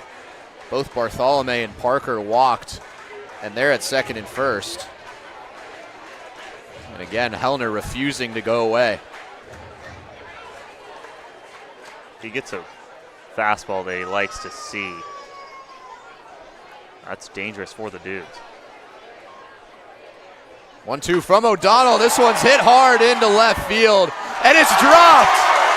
Nolan Morey couldn't make the play. And that'll clear the bases. A huge mistake for the Dudes. And Evan Hellner alone at second. It looked like Hellner just got unlucky on a hard hit line drive right at Nolan Morey out and left, but it crosses him up just a little bit right off the wrist. And with 2 outs, everyone is going for home. You could kind of see it in the bright lights there, but that ball was tailing, and Morey out there in left field just kind of had to jump at it. So that'll be E7, and 3 runs come across. And it's now a 6-3 ball game.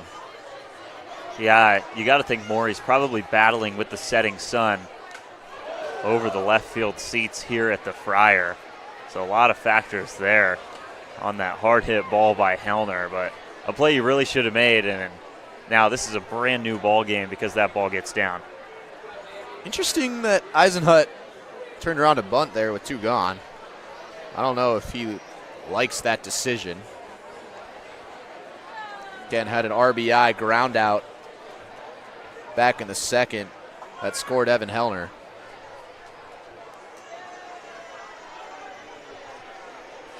A 4 spot here in the bottom of the third, and that one hits Tyler Eisenhut. He just finds the base any way he can.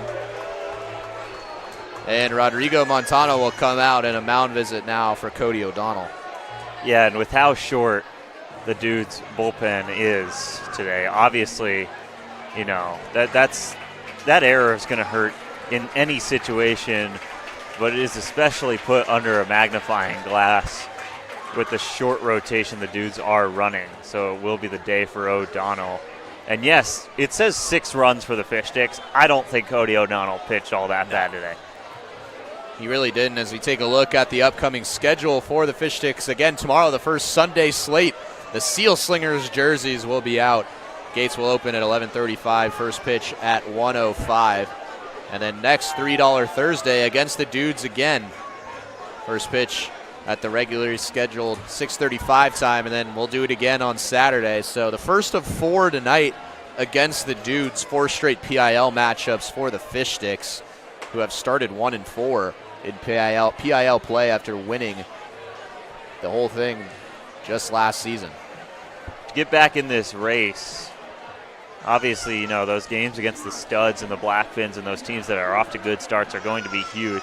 But you have to hold serve against teams like the Dudes and the Honkers that aren't off to those great starts. And obviously the Sticks already on a 6 spot in this one, but the Dudes have looked good at the plate, and they've been hitting well all season. So this is a team, obviously they won't go away down the stretch here.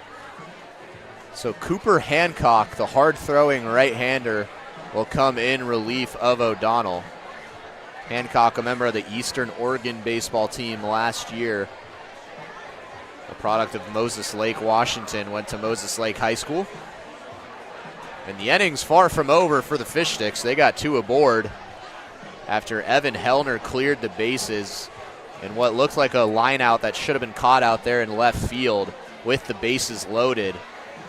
And now the Fish Sticks with a 6-3 lead. I think Hellner hit that ball so hard that it made that play tough for Maury. And it turns into 3 runs, and the Fish Sticks now doubling up the Dudes. Just a huge play in the scope of this game. So Noah Kuhn is on deck. He led things off in this inning. And Rodrigo Montano will step to the plate for just the 4th time this season. Struck out swinging last inning, but is 1 for 2 with a double. And that pitch is in there for strike 1.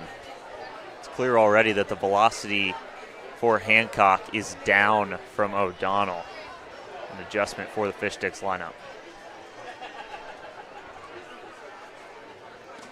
Montano takes a look at ball 1. So Hellner's at second. Eisenhut just took one to the back. He's at first.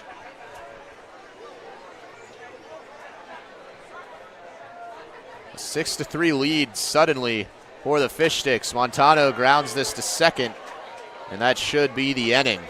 But 4 runs poured on in the 3rd, and now the Sticks have a 6-3 lead over the Redmond Dudes. That was a lengthy 3rd inning. Yeah, and I kind of said it when he came out, but Cody O'Donnell gave up a lot of runs today, but I don't think he pitched that bad at all. He had that fastball working very well, and the runs scored by a balk, ground out, and then it looks like base hit. Oh, Berger's got a lead today. Yeah, we got maybe a false start here from Berger for the concessions race. There's our game day operations coordinator, Roshan Bratt, trying to get her to come back in. Big hit. Oh, that's Mustard, actually, that took the false start. Yeah, one of our littler concession races today for sure. Oh, boy. Oh, no. Oh, they might feel the ground out. ball. Oh, goodness. Oh, you don't want to get hit by a ball out of Luke Parker's hand, man. That's just a powerful dude over at third. Oh, no. Oh, no, man. Mustard got the head start, and she might finish in last place, but an interesting concessions run and concessions race there from left to right field. Oh, man. She's just battling it out right now. Mustard might be a little gassed. Good reception. Oh, no. From the crowd on hand at Mel Olson Stadium. Man, that's a big article of clothing. Yeah, we could. I think we might be looking online for maybe a smaller Mustard suit or maybe a smaller Mustard contestant next time around as well. So Jaden Mizuno now sees a pretty big lead for the Fish Sticks, and after a rough inning in the 3rd, in his inning of relief for Zach Hampson, will go back out there. Quickly ahead 0-1 to Cameron Costello. Or excuse me, Zach Seeger.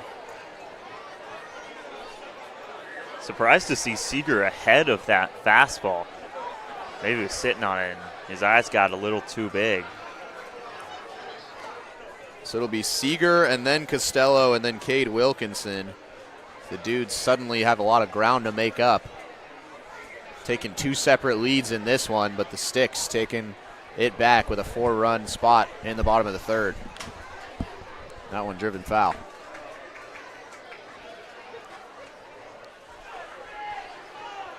Seager grounded out to Noah Kung at short his first time up.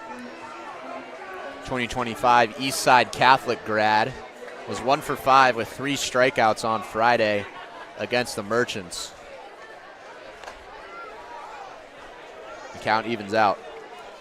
So Mizuno gets ahead 1-2. You can see him kind of signaling on the mound to just slow down a little bit. We've seen him get ahead quite a bit, but the Dudes have done a really good job of staying alive at the plate so far today. And that one, Mizuno blows by Zach Seager in a quick out, number 1, and maybe a breath of fresh air for Mizuno. Yeah, the first inning he wasn't able to put many batters away until the last batter of the inning, and that time it only takes 1 foul ball and then the fastball well located on the top rail for out number 1. The bottom of the lineup struggled against Zach Hampson in their first time around. Interested to see if that changes against Jaden Mizuno. So that's actually 2 straight Ks for Mizuno going back to the top of the third. It was a lengthy bottom of the third for the Fish Sticks offense, but Mizuno sat down Nolan Morey to end that inning. Nice comebacker for strike 1. As you mentioned, bottom of the order in the second inning against Hampson was a quick one. A ground out to short from Seager, and then 2 straight strikeouts for Costello and Wilkinson on deck. And that's in there, and Mizuno ahead 1-2. Great pitch from Mizuno, one of the better ones we've seen from him all season. And I do like it when he goes to that off speed because it's pretty good. I just don't think he throws it enough. And Costello barely stays alive, avoided his second strikeout. So the Dudes took a 2-0 lead early in the top of the first off of Zach Hampson, who hadn't allowed an earned run all year and allowed just 4 in nearly 40 innings last year. So that's upstairs, and the count evens out.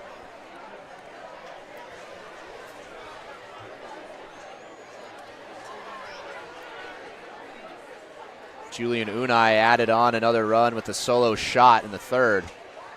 And that one's in there for strike 3. 3 straight Ks for Jaden Mizuno, and he's off to the races here in the top of the fourth. And he's moving around his command really well, keeping the Dudes batters guessing, especially in this 4th inning. That's created a couple of strikeouts, and that one just perfectly placed on the low end of the strike zone. I don't think Costello was a big fan of the call, but it's strike 3 either way. And a good frame from Evan Helmer behind the dish. And that off speed that you like in there for strike 1 to Cade Wilkinson. Yeah, that's coming in from the back door, but Wilkinson just not ready for it first pitch. And Mizuno, I'm telling you, it's a good pitch.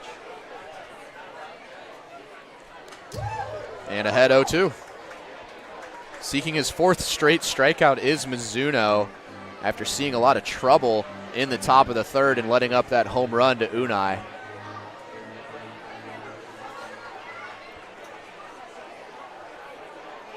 One strike away from striking out the side. And he does just that. How about 4 in a row for Jaden Mizuno? A quick bottom of the, or top of the 4th. And the Fish Sticks an opportunity to add on to their lead right after this.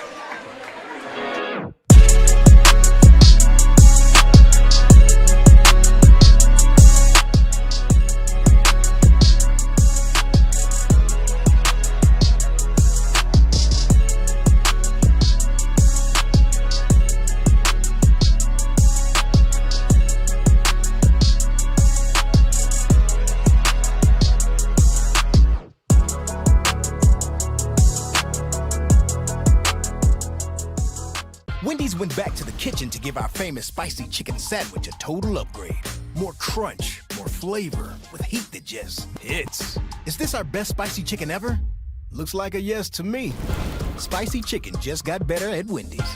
They always say, think happy thoughts. It's easy when you're a Wendy's cookie dough frosty fusion. I'm an instant dopamine hit. Get it? Dopamine? Like cookie dough. I said like cookie dough. Happiness is a cookie dough frosty fusion at Wendy's. Cooper Hancock back on the mound for the Redmond Dudes here against the DubSea Fish Sticks in the first of many PIL meetings between these two teams this season. Kyle Sweeney and Angus Trangmo with you for another night of beautiful baseball, another sold-out night here at the Friar.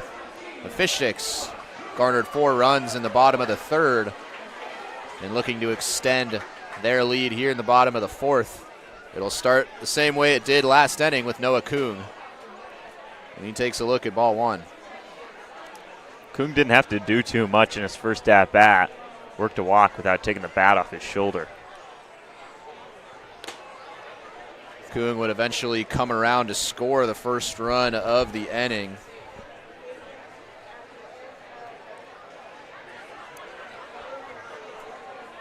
The first of 4. And again, way ahead of the count.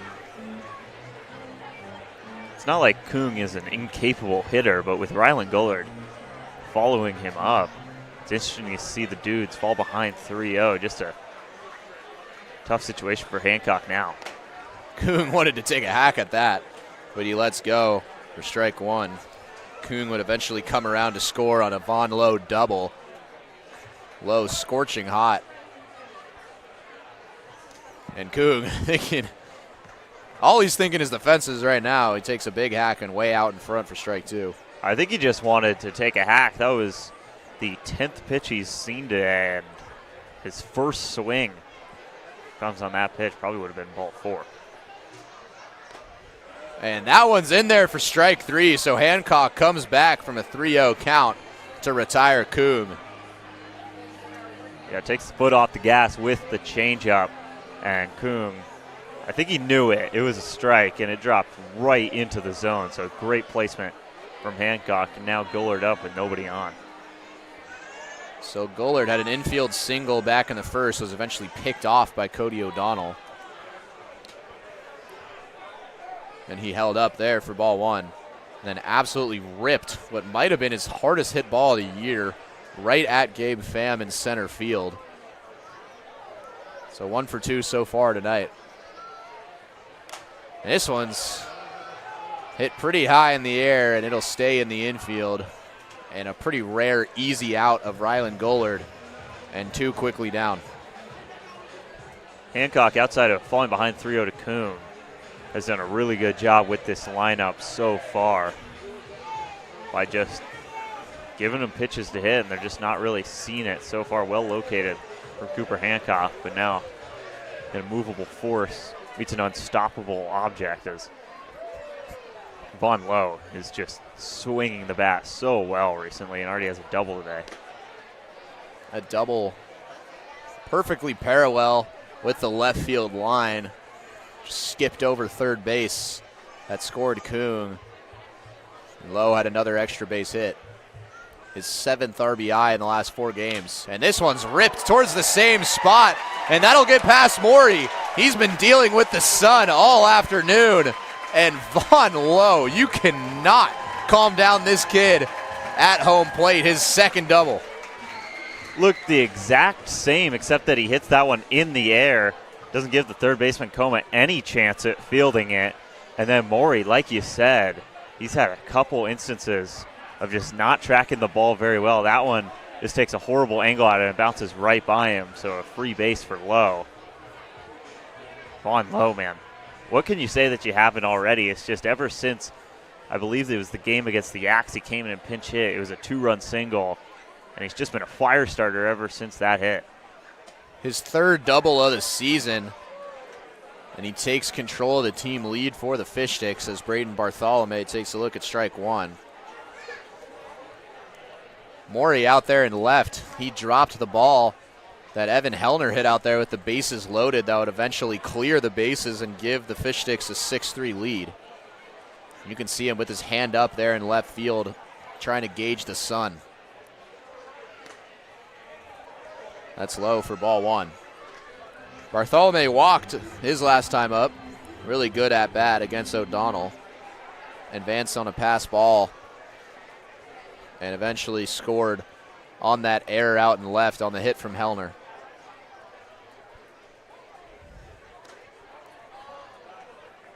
That's ball 2. Bartholomew is a really patient hitter on a team with a lot of hitters that will go after the first pitch. Bartholomew, not really one of them. He will wait for his. Scorching hot Vaughn Lowe at second base. And that's low for ball 3. Again, Lowe was hitless in his first 8 at-bats of the season. Did force a couple of walks, but I don't think anyone envisioned what he's been doing at the plate over the last couple of games. Something to note, Cade Galen is currently on deck for the Fish Sticks in place of Jake Daly. He would take left field, which is somewhere we've seen him a lot this year. Here's the 3-1 to Bartholomew. Just catches the bottom of the zone for strike 2. That fills up the count. The second called strike on that lower half. The first one probably was a ball, but that one definitely caught a part of the zone. So 3-2 with 2 outs. Lowe will be moving at second base. And this one's hit pretty hard towards center field, but lifted too much into the air, and Pham is under it for out number 3. So nice work from Cooper Hancock to keep the Fish Sticks scoreless and keep this Fish Stick lead at bay.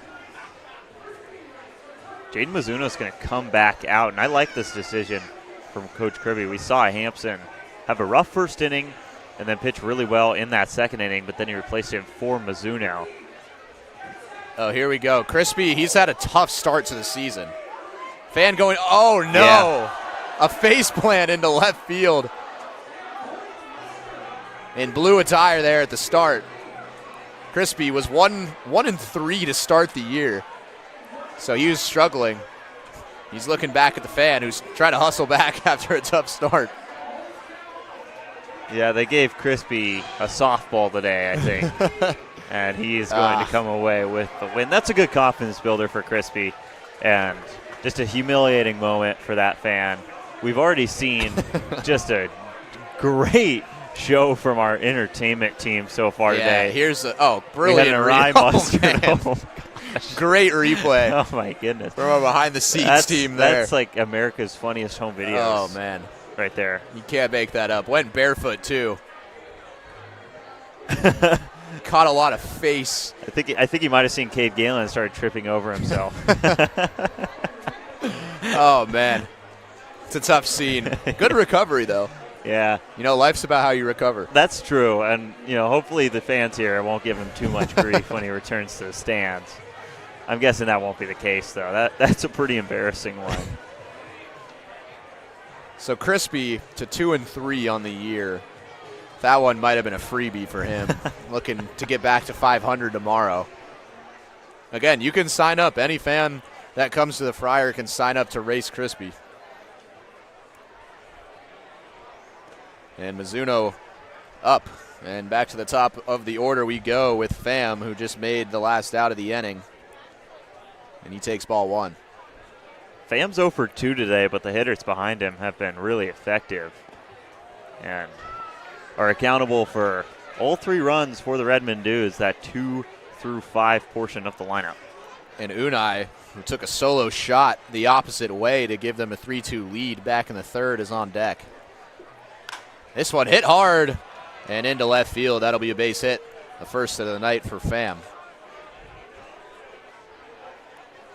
Now Unai will come up with a runner on first for the first time today, and he has been all kinds of lethal so far today. The first visiting player to hit a home run at the Friar this season.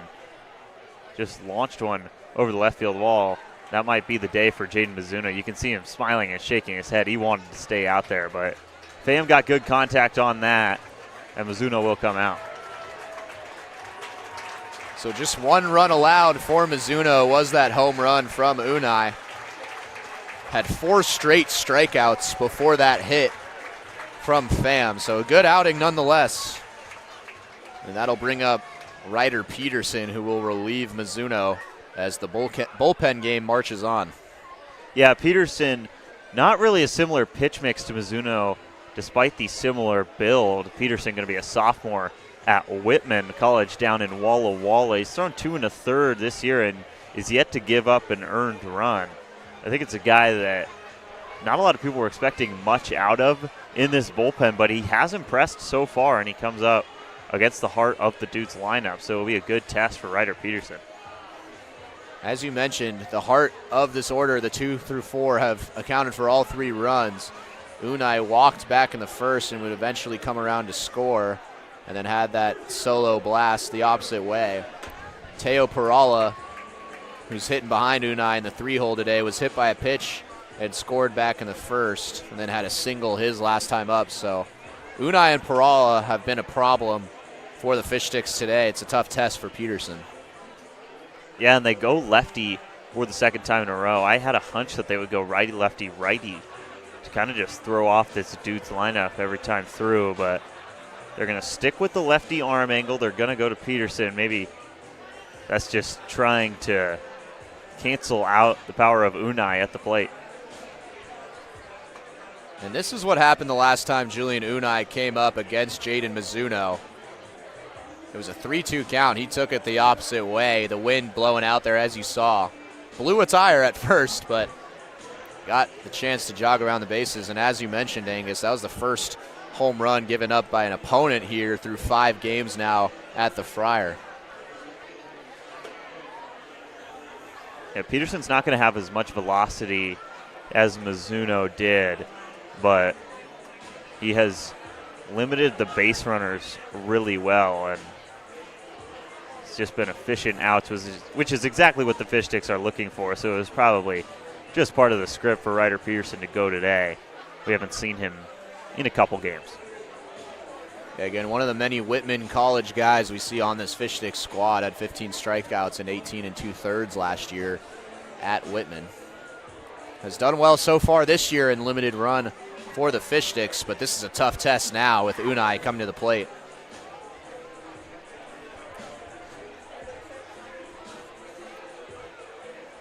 So nobody out. Pham, a hard hit single, and he's at first base. Jaden Mizuno will be held liable for that run. And that's ball 1 to Unai.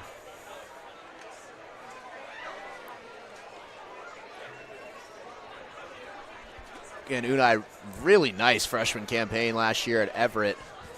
Hit above 300. Pham, a big lead over there at first. Hit towards first. Bartholomew, a nice play. Out at second. And Kung sails it over Peterson's head. So Unai will be safe at first. But another tough play made pretty easy by Bartholomew. Yeah, he makes a lot of tough plays look easy over at first base. An underrated position on the field. It's just as tight of a corner as third base. But Bartholomew, a really good glove over there. And that throw was on the money. Just Kung maybe couldn't account for Peterson. Not the tallest guy covering first at just 5'8". So throw aeromails him a little bit, and Unai is on, but that's good to get an out of Unai, who has just been really good so far today at the plate. Yeah, first time he's been retired in 3 plate appearances. That'll bring up another tough guy to get out so far in Perala.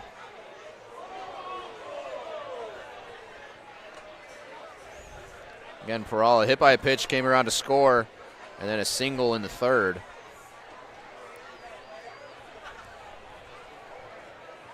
Unai, a lot of speed over there at first base. The Peterson, the lefty, looking at him.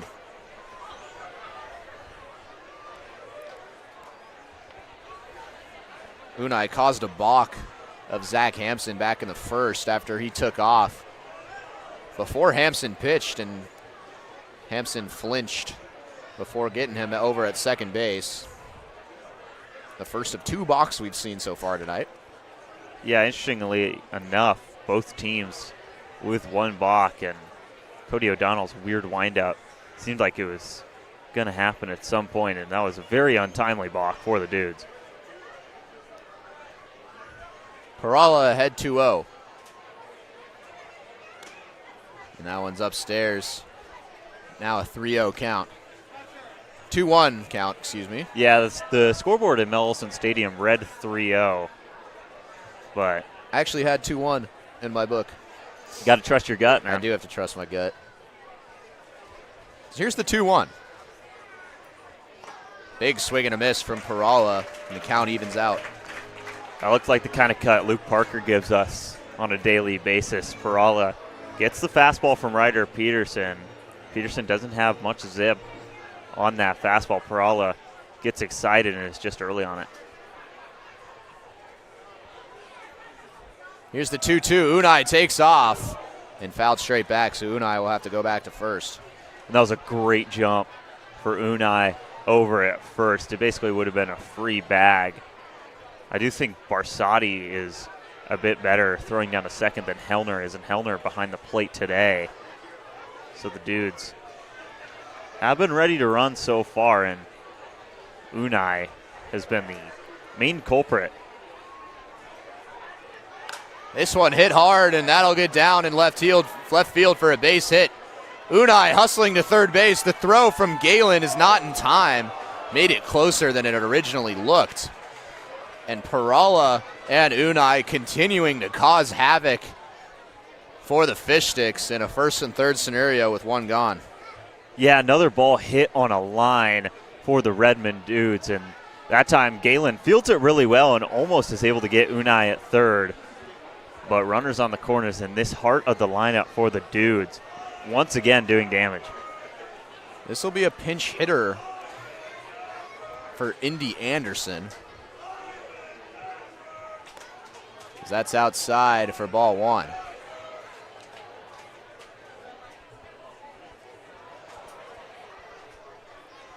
So Indy Anderson's day is done. Reached base both times he was up. Had a single in the first and a walk in the third.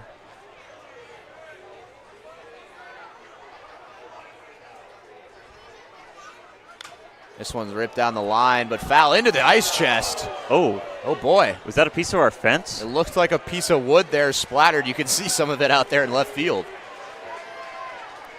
Hope everyone's all right. Looks like everyone's okay out there in the ice chest. Yeah, just an interesting situation over there. It kind of looked like fence, but I can't say for sure that that's what that was. So this is number 76, Brody Geoghagan. I apologize if I mispronounced that, but that's not a number you see often. No, it really isn't, and I'm just confused why you would pinch hit for Indy Anderson here. Anderson's been great today. Already drove in a run in the first inning, and they're going to go to Geoghagan in this situation instead. So Geoghagan. My apologies to the Geoghagans. Again, 76, patriotic number. Yeah, maybe it's just, honoring the country and the 250th anniversary just a couple weeks away. But there are quite a few numbers like that in the 60s and 70s for the Redmond Dudes. Geoghagan, 246 in 32 games last year at Shoreline Community College. Runners on first and third. Peterson trying to get out of it, and that's strike two. Yeah, Peterson's going to have that pitch if he wants to get out of this scoreless. Gets the chase there. So Unai at third and Perala at first. Again, the guys that have been doing the damage for the Dudes. And Peterson will check back towards Perala. Perala, 2 singles and a hit by pitch.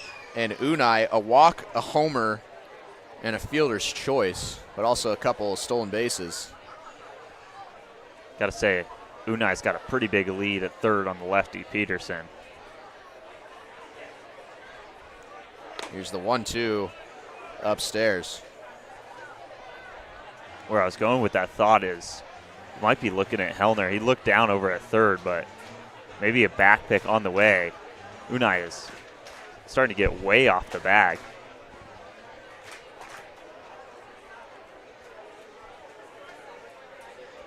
So Geoghagan in, looking to tighten up this lead that the Fish Sticks got in the bottom of the third. And that's upstairs in ball 4. So the bases are now loaded. A dangerous situation now for Peterson. And Lucas Coma up to the plate, who already has an RBI single. Yeah, this is perfectly on brand for the Dudes. Just a shootout so far, and they're threatening once again. And what do you know? It is this 2, 3, 4 part of the lineup getting on base when it is needed. Dudes just 2 runs earlier today against the Studs and 3 already and threatening more. And first pitch to Noah Kung. Nice play. Eisenhower looking for 2, and he got it. A big double play from Ryder Peterson. And the Fish Sticks come away unscathed in the top of the 5th, a 6-3 lead for the Fish Sticks. Wendy's went back to the kitchen to give our famous spicy chicken sandwich a total upgrade. More crunch, more flavor, with heat that just hits. Is this our best spicy chicken ever? Looks like a yes to me. Spicy chicken just got better at Wendy's. They always say, think happy thoughts. It's easy when you're a Wendy's cookie dough frosty fusion. I'm an instant dopamine hit. Get it? Dope-amine? Like cookie dough. I said like cookie dough. Happiness is a cookie dough frosty fusion at Wendy's.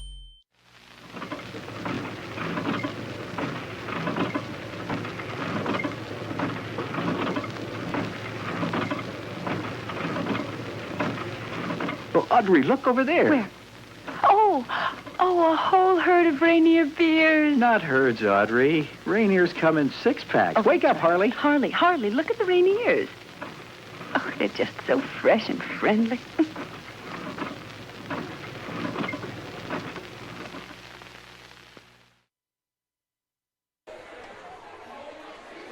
Hancock back out there for the Redmond Dudes, who couldn't capitalize on a bases-loaded situation in the top of the 5th. So the Fish Sticks cling on to their 6-3 lead here in the bottom of the 5th. It'll be a collection of pinch hitters coming up for the Fish Sticks. Jackson Dulé and Isaac Watson looking to kick things off here in the bottom half of the inning. Yeah, Dulé's been great at the plate so far, hitting .312 with an OPS just north of 950. And he's got a triple to his name as well, which kind of just highlights the kind of speed Dulé has once he gets on the bases. Almost became a regular out in the outfield before the past couple days when Kirby's been trying out a couple new lineups. But Dulé's going to play a lot for this team over the summer. Looked like maybe Cade Galen was going to come in for Jake Daly, but it is Dulé. Up to .313 on the summer, had a tough start, but has really turned things around. Swings and fouls off, strike 1. Had a 3-for-4, 2 RBI performance on Monday in that 16-1 drubbing against the Honkers, and that turned things around. A lot of talent in the field as well. He looks at ball 1. We've seen a couple of great throws home that haven't been handled by the Fish Sticks catchers, but arm talent and a lot of speed. And now the plate heating up for Jackson Dulé. This one's taking the opposite way, and another base hit for Dulé. Again, that's what his mantra has been this year, is to the opposite part of the field. Yeah, and I was just going to say, he does that quite a bit. Just kind of pokes one through the right side of the infield and goes oppo for a base hit. It doesn't look like he gets great contact on a lot of balls, but they just find gaps a lot of the time. That's another hit for Jackson Dulé. That'll bring up Isaac Watson, who's pinch hitting for Luke Parker. Watson had an interesting game yesterday. Started at third base before coming in and throwing 2 scoreless on the mound.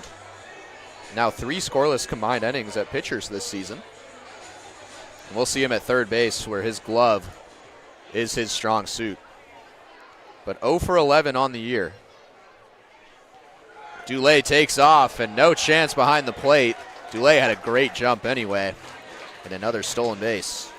Yeah, and instantly Dulé wants to show off the speed.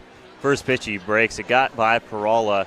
If he were to stay up, would he have thought about third? I don't think so. It would have been a really tight play with his short backstop at the Friar. But with his kind of speed, I wouldn't count him out on that. So Watson, an opportunity to get his first hit of the season and drive in a run. Watson does have 4 walks and has scored 3 times this year. And that's off the plate, and he's ahead 2-0. We kind of saw this same thing from Cody O'Donnell once he reached about his 3rd inning of work, just like Hancock is about to reach here, where the controls started to go and the Fish Sticks started to see his pitches a little bit better. Hancock behind 2-0 to Watson. 2-0, zone finder in there for strike one. And it barely found the zone as well. It was definitely over the plate, but just caught a piece on the outside half. So Hancock's done well in relief, has retired all 5 batters he's faced. That's upstairs, now a 3-1 count. Came in for Cody O'Donnell, who let up 6 runs, but 3 of those might be unearned. When the air out in left field on a hit from Evan Hellner scored 3 in a bases loaded situation. So here's the 3-1, just catches the corner. Watson was thinking about his 5th walk there.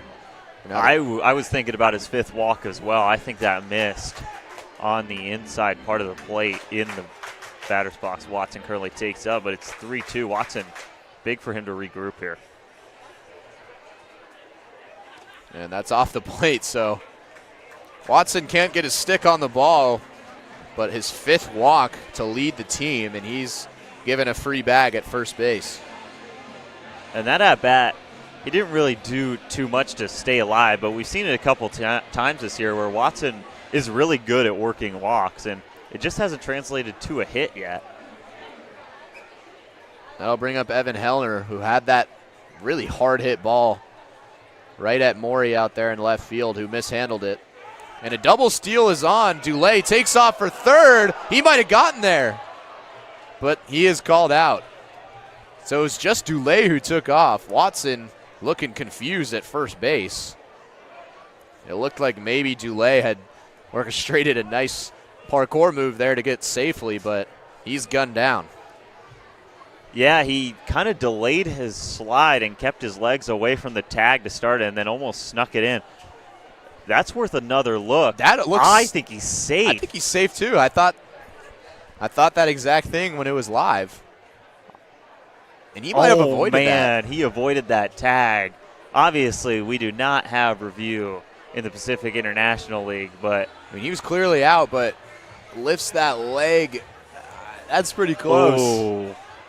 Another great replay from our replay team.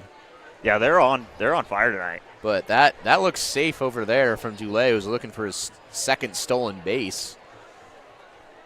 But now 1 gone and Watson at first. Dulé didn't argue it too much either, which makes me think he might have felt the glove tag him before he got to the base. I feel like if it missed everything, he probably would have stood out there for a little longer. So 0-2 now to Hellner. Been a big bat so far this year. This is ripped through the glove. Boy, that ball was hit about 250 miles an hour. Here comes Watson trying to gain another base. And the Fish Sticks are just too greedy right now. Another base runner thrown out on the base paths and 2 gone. That's such a tough read for a base runner at first. It's lined right at the first baseman, Gia Hagen, who just came in to pinch hit back in the top half of this inning. It's such a tough read that it was a delayed run to second. Ball obviously dies in that deep grass, but I think that's just a bad send, whether that was Watson or Kribbe. I don't think he ever had a chance at reaching there. Good coverage by the outfield and really the entire Dudes defense. It actually looks like number 4, Noah Morey, over there at first, who let that ball in left field escape him on the Hellner hit back in the 3rd. So Morey having a little trouble with his glove right now, but that ball was hit really hard off the end, or off the barrel of Hellner's bat. But after some base running miscues for the Fish Sticks, there's 2 gone. And that would have likely scored, actually almost 100% positive, that would have scored Dulé from second had he not tried for third. As Alex Hamada coming in pinch hit. This should be an easy play, and it is. So Hamada is retired, and more chaos on the base paths in the bottom of the 5th. The Sticks cannot extend their lead into the top of the 6th we go. You're not going to see a lot of innings where not 1 but 2 outs are recorded over at third base. First it was Dulé trying to steal third on a play that he might have just snuck by the tag, and then Watson gets greedy on the base hit from Hellner. And that's also the 2nd time today where a Hellner base hit has resulted in an out on the base pass. So now for ice chest bowling out there in left field. Of course. What we all expected. Again, so many fun games here. I'm not sure he did that. I think that might be something else. He's going to treat it like he did it, though. High fives all the way down the ice chest. It's going to be tough to hold up those pins.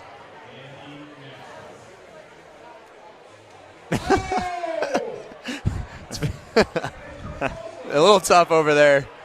Keep those pins upright. Yeah, the wind has kind of died down, but those pins, I mean, there's so much grass over there. It's kind of hard to get a structure. Now look at this. They've got two people holding just the tops of the pins. I guess they just got to let go. Oh, well, he missed that one. A little too much velocity. Again, a great sellout crowd. One of the most packed at the Friar so far this season for Pride Night on this Saturday night. A little bit earlier of a start. The 6:05 start time. And another big crowd. Most of it made its way to the ice chest. But those seats have been packed pretty much all season long so far for the Fish Sticks, who hold a 6-3 lead, and Ryder Peterson is out for another inning of work. It'll be 6, 7, 8 due up for the Dudes. It'll be Nolan Morey, who's had an interesting game so far. He's got 2 errors in the field. He grounded out into a double play in the first and then struck out back in the third. This should be an easy play for Watson, and it is. So 1 pitch, 1 out for Peterson. I'm not sure this day could get worse for Nolan Morey, if I'm being honest. It's just been a tough sequence of events all in the past 6 innings, and a couple bad reads out and left, and then he goes over to first, not able to make a play with the glove over there, and then some untimely grounders, especially that double play in the first when the Dudes had already scored 2 and were threatening for more. And that's whipped in there for strike 1. Zach Seeger will step to the plate. Sporting number 73, something you don't see often, but a couple numbers in the 70s for the Dudes today. And way out in front. And quickly ahead 0-2 is Peterson. Peterson is at his best when that off-speed is getting chases from the opposing hitters, and the Dudes have chased it a couple times. Peterson still scoreless and pitching pretty well today. Here's the 0-2 on the corner, called strike 3. Peterson gliding through the first part of the top of the 6. 2 quick outs. Yeah, and that's that same off-speed. This time Seeger leaves it be, and Peterson just paints the zone for strike 3. And this bottom of the order for the Dudes has just not been performing from hitters 6 to 9. They've now fallen to 0 for 10 on the day. As Cam Costello, who's 0 for 2 with 2 strikeouts, steps to the plate. 7 combined strikeouts for the bottom of this order. And Costello quickly behind 0-2. A complete contrast between the top of the order that's done so much damage in the bottom of the order, as you said, 0 for 10.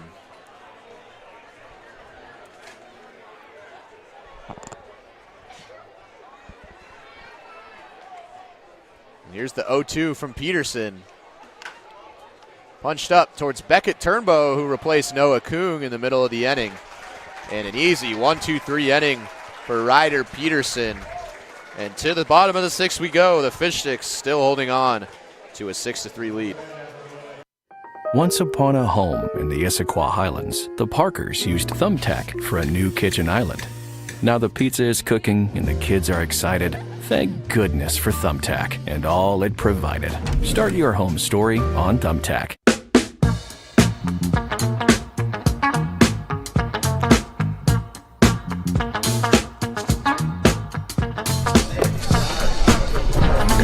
Oh, sweet.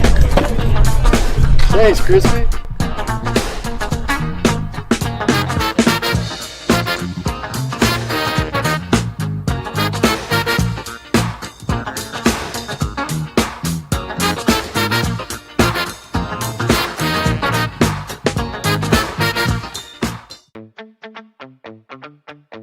ever wonder how Crispy gets to the fryer for games?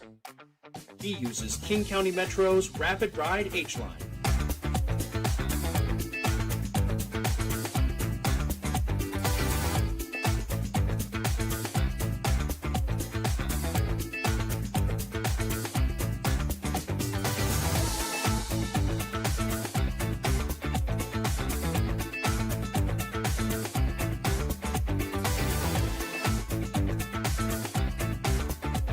King County Metro, the official commute of your DubSea Fish Sticks.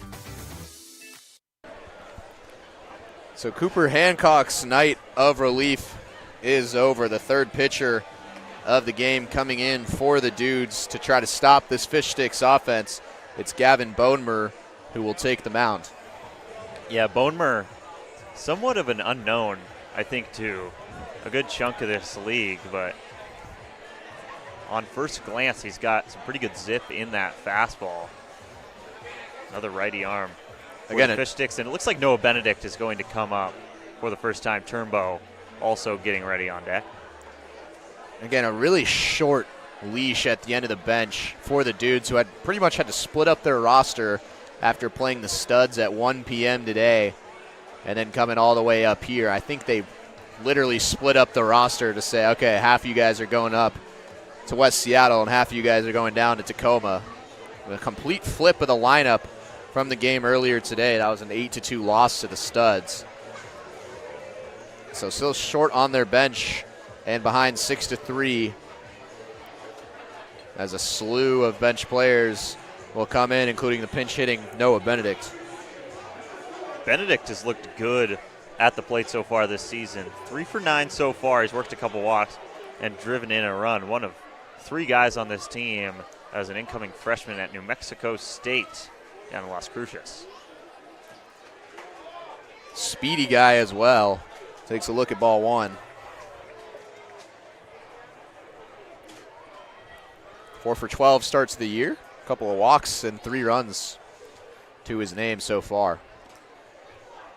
Quickly ahead 2-0. Again, a guy that we expect and want to see more in this lineup.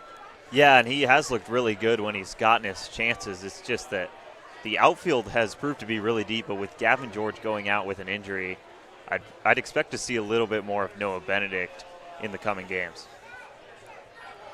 So here's the 2-0, and he takes it to right field. And that'll be through for a base hit. So 5 for 13 now for Noah Benedict, continuing his hot start to the summer. Yeah, and just a great piece of hitting. He's all over the fastball, and he takes it through the right side of the infield, exactly what he's supposed to do there. Now Beckett Turnbow, who has not been great at the plate so far this season, would be a big spot to break through with Gullard on deck. But Turnbow had an RBI ground out yesterday against the Studs as a part of that 7-1 victory for the Fish Sticks. Turnbow 0 for 9, though, with 4 strikeouts to start the season. So, as you mentioned, it's been a tough one so far. But did hit .383 at Tahoma High School and was up at .498 on-base percentage for his entire career. So a stellar career down there in Tahoma. And looking to get out of a slump. He takes a look at ball one. Turnbow, another one of those New Mexico State guys. The other one being Evan Hellner. So a pretty good Aggie contingent on this Fish Sticks team. So Benedict, a lot of speed at first.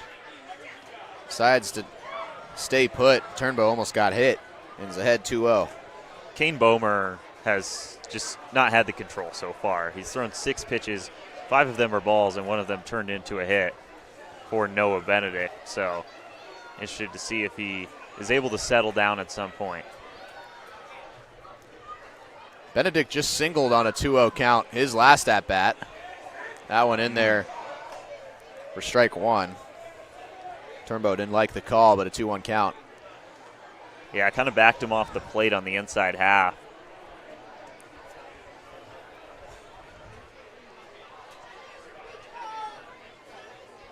Benedict staying put again. This one might get down for Turnbow, and it does.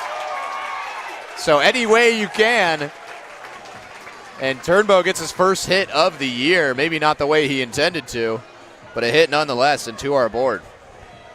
Yeah, that just sneaks into shallow left center where there are no fielders. Now the Dudes head coach is out talking with a lineup card in hand. I don't know why that is. Maybe there's a discrepancy in the listed lineup for the Fish Sticks. We have a lineup with us. So Turnbow aboard and Benedict aboard, both with singles to start the bottom of the 6th. And back to the top of the order we will go with Rylan Gollard.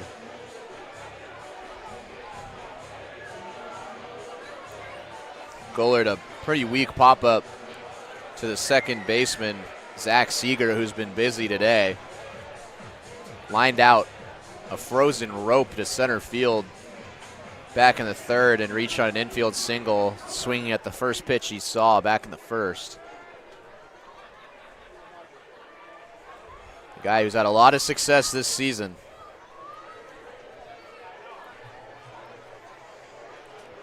Runner in scoring position now. Nobody gone here in the 6th. Sponemer delivers ball 1. He's been behind in all the counts he's been in so far. Almost 6 innings deep, and Peralta still hot on his toes behind the plate. Really just fun to watch. 1-0 count now to Rylan Gollard, the most dangerous hitter so far this summer for the Fish Sticks. He takes a look at ball 2. And you do not want to see. Well, that's interesting. Von Lowe, 2 doubles and a couple RBIs in this game. And Riley Sonoy will take his place on deck. So Coach Kribbe electing to go with the pinch hitter in Sonoy. And Von Lowe's day will be done. 2-0 just catches the corner for strike 1. Might have been a generous call. Yeah, that's a couple calls now going in favor of Bonemer that have helped him out, but you're not going to get a lot of chases out of Rylan Gollard either. So Bonemer is going to start having to live in the zone a little bit if he wants to get an out here. So 2-1 count with Gollard at the dish. Thought about it, but took a look at ball 3. So a lot of speed with Benedict at second base. You got to think a single will score him. And Turnbow, no slowpoke himself at first.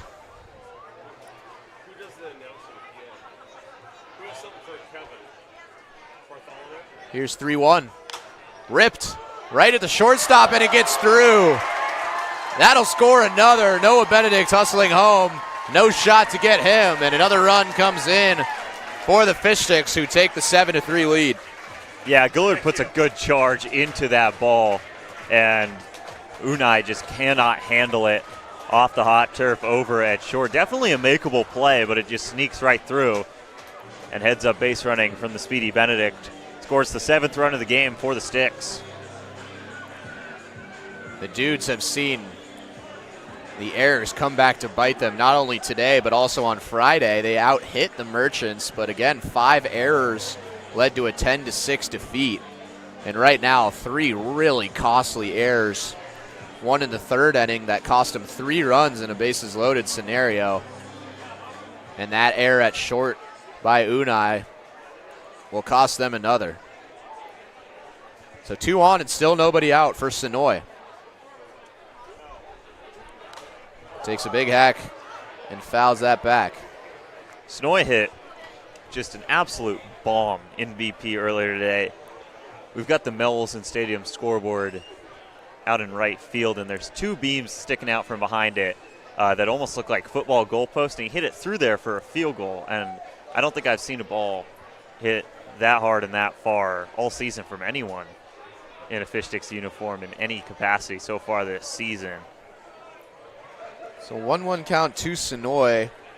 Just finished his freshman year at Pierce College. Struggled there with just a 123 average. Was hitless in his first 7 plate appearances this season, and was 2 for 3 with a couple RBIs and a walk on Monday against the Honkers. So Sonoy starting to heat up and trying to send it over the scoreboard once again, as he did in BP. You and I talked about this when he hit that, but once you see one like that, you're kind of just trying to replicate that. And we've seen some big cuts from Sonoy already in this at-bat. So 1-2 count. Riley Sonoy looking to continue his turnaround of the season. Still nobody out. And that's low, and the count evens up. Bonemer has kind of gotten that call so far this inning, but not able to get it there.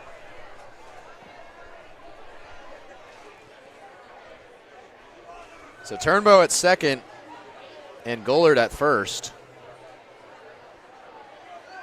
Here's the 2-2, popped into the air. Pham coming in, he'll make the grab. And that'll be the first out of the inning. Yeah, just got under it, simple as that. And almost kind of found the triangle there, but good on Pham to take control and make the play for the first out. We'll get Bartholomew up again. So Bartholomew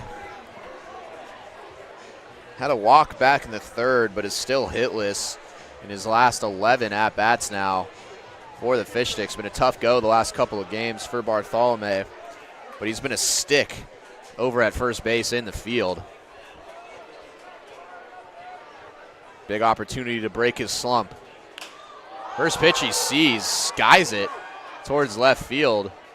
And that one would have gotten way out of here if that one stayed fair. Wow, that hit the gazebo way out there in left field.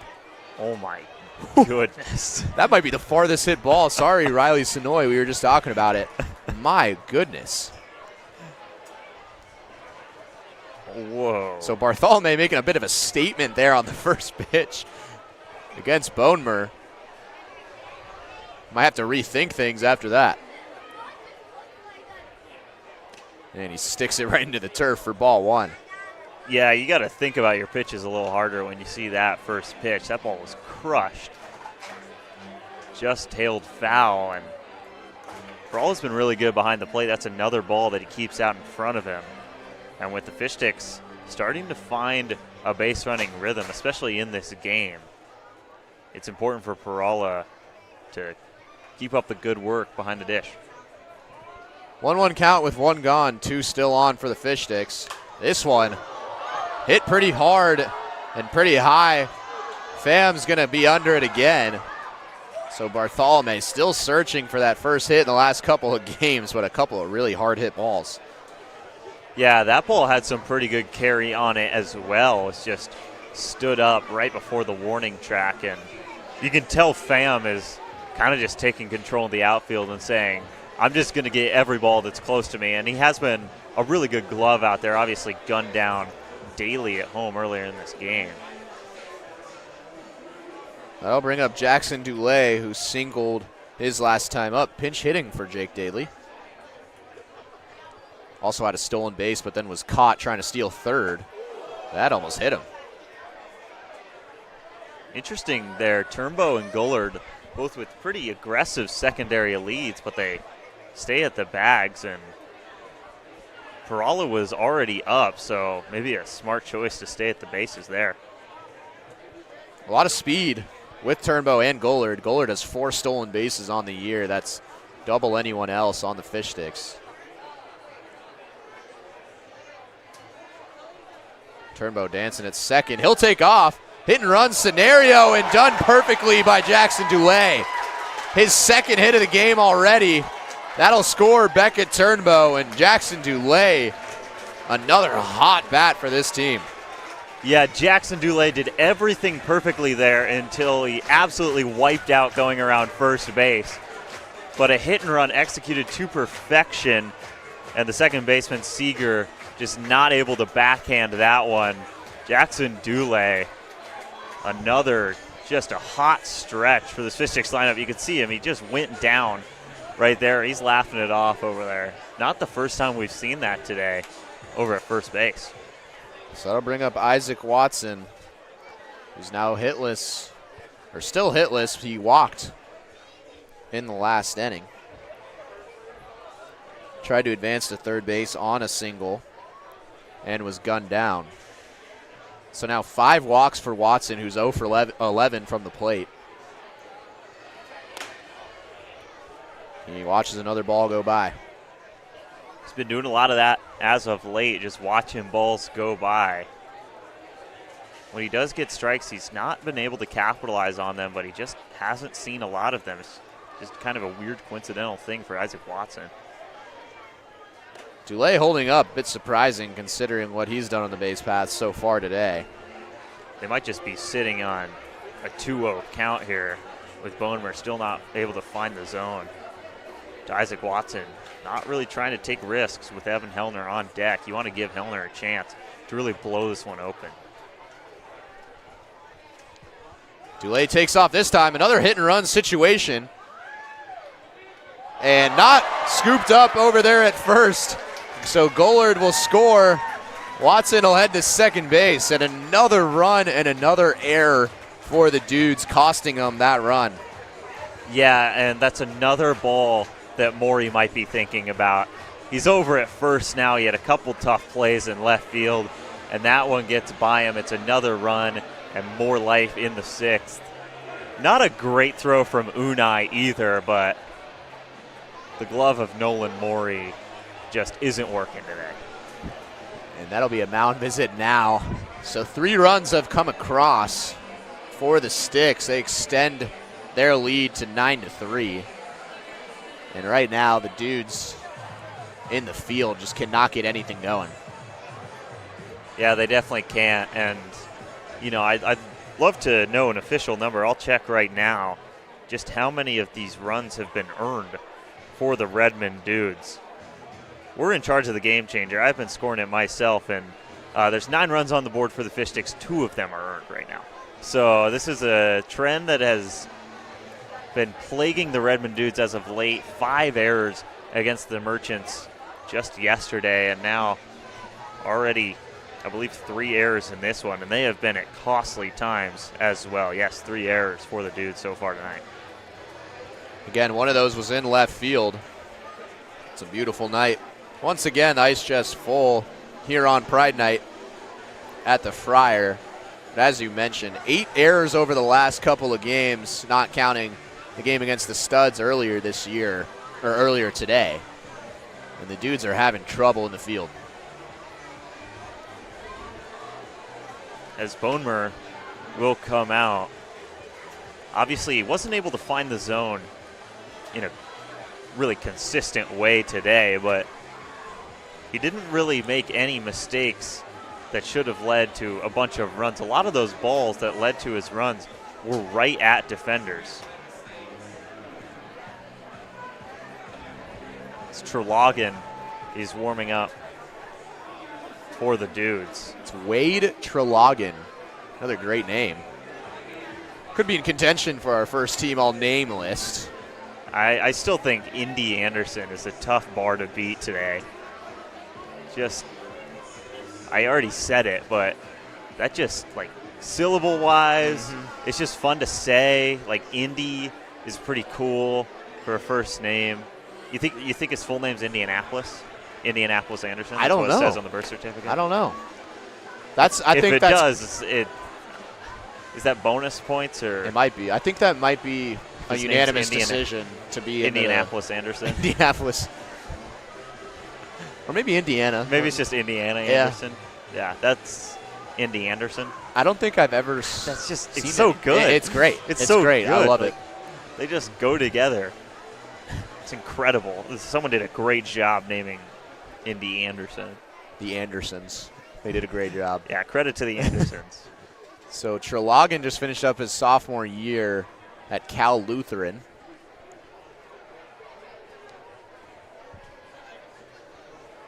Hometown is Newcastle, Washington. Studying exercise science over at Cal Lutheran. And he comes in with 2 runners in scoring position and 2 outs against Evan Hellner. And that one's in the turf for ball 1. Yeah, not much velo in his warm-up pitches from Trelogin. Hellner does seem to fare pretty well against high velo, so an adjustment will need to be made from Hellner, but he has hit the ball really well today. And this one's popped straight up. Could be a play for Perala, and it bounces off and into the cars here at the Friar. Yeah, the rain covers on the seats here are all sheet metal. So when it hits it, it is loud and it will really reverberate in the stadium. You notice when a ball hits there, and you can see a couple startled fans over down the first base line when that hit off the cover. So Hellner had that line drive to left field with the bases loaded that will count as an error in left, but it did score all 3 runners on the base paths. He entered the game leading the team with 7 RBIs, and he'll add on to that total. Dulé will come around to score. Watson will be held up at third. Now Hellner gunning for 2. The play is in time, so Hellner got a little greedy, but not before another run comes across. The 8th RBI of the year for Evan Hellner, and 10 runs are across for the Fish Sticks. A 10-3 lead here at the Friar as Peterson will waltz back out to the pitcher's mound. So interesting. Evan Hellner has put the ball in play 3 times today, and there has been a runner out on the bases on every single one of those. That is just insane to me. That time it was Evan Hellner himself, and he almost beat the throw. Not the fastest guy on the team. It was almost surprising to see him go after second base, and the tag was in time. But that's just something, like, the cliche is you see something new every time you go out to the ballpark, and I don't think I've ever seen a player get 3 hits that resulted in outs. Like, a hit went down as a hit, and then it ended up as an out anyway. Like, I don't think I've ever seen that from one player. Well, one thing's for sure is that Evan Hellner has had a fantastic start to the season. Again, his 8th RBI of the year, his 2nd single of the game, and of course had that line drive that scored 3 back in the 4-run 3rd inning. So a 10-3 lead for the Fish Sticks. Peterson has done very well relieving Jaden Mizuno and Zach Hampson. Again, bullpen game, but an extended one now, an extended outing for Peterson, who only saw 2 1/3 coming into this one. No reason to take him out right now either. He has been great at just keeping this Dudes lineup from any good contact. Obviously, he's going to be back to the top of the order that has done so much damage for Redmond today. So maybe a short leash for Peterson. We've already seen that with Hampson and Mizuno getting taken out before seeing the heart of the order a second time. So 9-1-2 due up. It will be Griffin Potter who is coming in to pinch hit for Cade Wilkinson.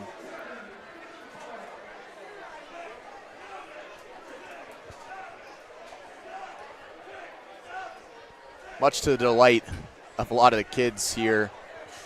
Number 67, Griffin Potter. And he takes a rip at the first pitch, which is foul.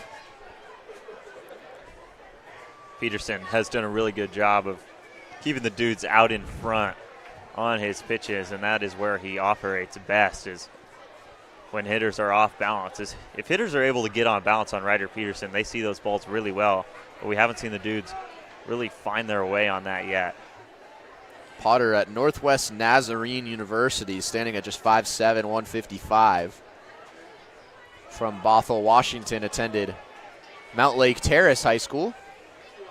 That one just missed for ball 1. So Peterson getting good extended run here against the Dudes, nursing a 6-run lead. That one's weakly dribbled foul. I don't think it's a 6-run lead. I think it's a 7-run. Oh, that is true. Intentionally made by me. Yes. For sure. Yes, had a vision there. It is actually a 7, not 6-run lead. As number 67, Griffin Potter. Another great name, by the way. Yeah, simple, but clean for sure. This one taken towards Watson. It's going to be a tough play. Long throw in time. Man, Isaac Watson, a great glove over there at third base. He made that look easy for out number 1. We say it every time he's over there, but he is just a stellar fielder at the hot corner. Not a very hot ball off the bat of Griffin Potter, but a huge throw that barely beats him to the bag. Good stretch from Bartholomew as well. The corner infielders on the field for the Fish Sticks right now have some of the best gloves in the PIL. That'll bring up Pham for the 4th time today. First pitch swinging. This one's popped into the Milky Way galaxy. Dulé a long wait under it for out number 2. Yeah, he could have grilled a burger with how much time he had on that fly ball high into the sky. We can't see it with the cover right in front of us. We kind of just had to trust that it was still in the stratosphere. But an easy play for Dulé, and there's 2 down. Quick 2 down for Peterson. The Dudes have not scored since that solo shot from Julian Unai back in the 3rd as Unai steps to the plate. 2 runs in the 1st and 1 in the 3rd, and that's all they've gotten so far. That's away for ball 1.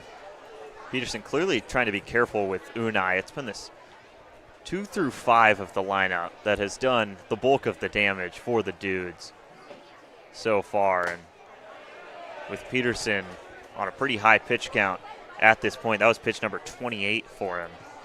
Definitely his longest outing so far. So Unai took Jaden Mizuno yard back in the 3rd, an opposite field home run. The first given up by an opponent of the Fish Sticks so far this year. And 2-1 count. Not often will you see the fastball from Ryder Peterson. That one was so well located. Unai just had to go after it. Unai's reached all 3 times. Walked back in the 1st and a fielder's choice back in the 5th. This one's ripped through the gap in right field, and that'll be a base hit. And, man, Unai is just a tough out for this Dudes team. Yeah, he's been the best hitter far and away for the Dudes so far today. And every ball he hits, it's almost similar to Bradley Carl down in Tacoma with the Seattle Studs. Every ball he hits seems to be on a line and has a pretty good chance of getting down, as it looks like that'll be the day for Ryder Peterson. And what a day it was. He pitched great. Scoreless in relief for Ryder Peterson, who gets a nice ovation coming off. Cole Miller will take the bump when we come back after this. Once upon a home in the Issaquah Highlands, the Parkers used Thumbtack for a new kitchen island. Now the pizza is cooking and the kids are excited. Thank goodness for Thumbtack and all it provided. Start your home story on Thumbtack. Wendy's went back to the kitchen to give our famous spicy chicken sandwich a total upgrade. More crunch, more flavor, with heat that just hits. Is this our best spicy chicken ever? Looks like a yes to me. Spicy chicken just got better at Wendy's. They always say, think happy thoughts. It's easy when you're a Wendy's Cookie Dough Frosty Fusion. I'm an instant dopamine hit.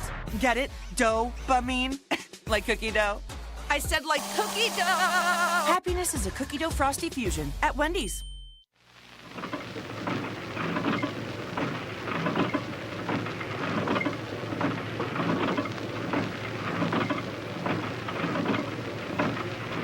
Oh, Audrey, look over there. Where? Oh, a whole herd of reindeer beers. Not herds, Audrey. Rainier's come in 6-packs. Oh, Wake up, Harley. Harley, look at the reindeers. Oh, they're just so fresh and friendly.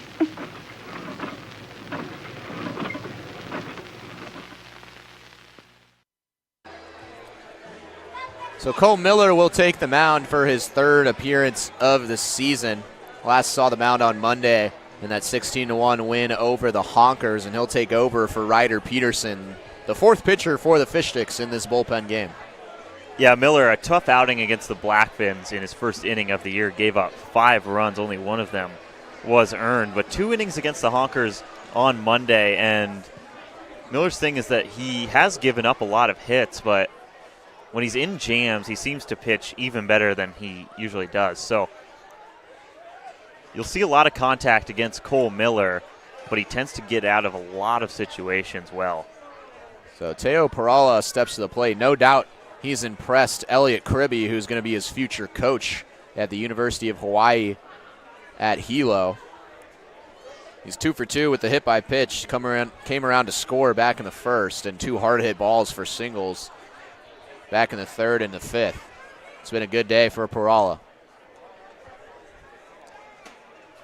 So that's upstairs now, 1-1 count. Miller's got a pretty good arm on him.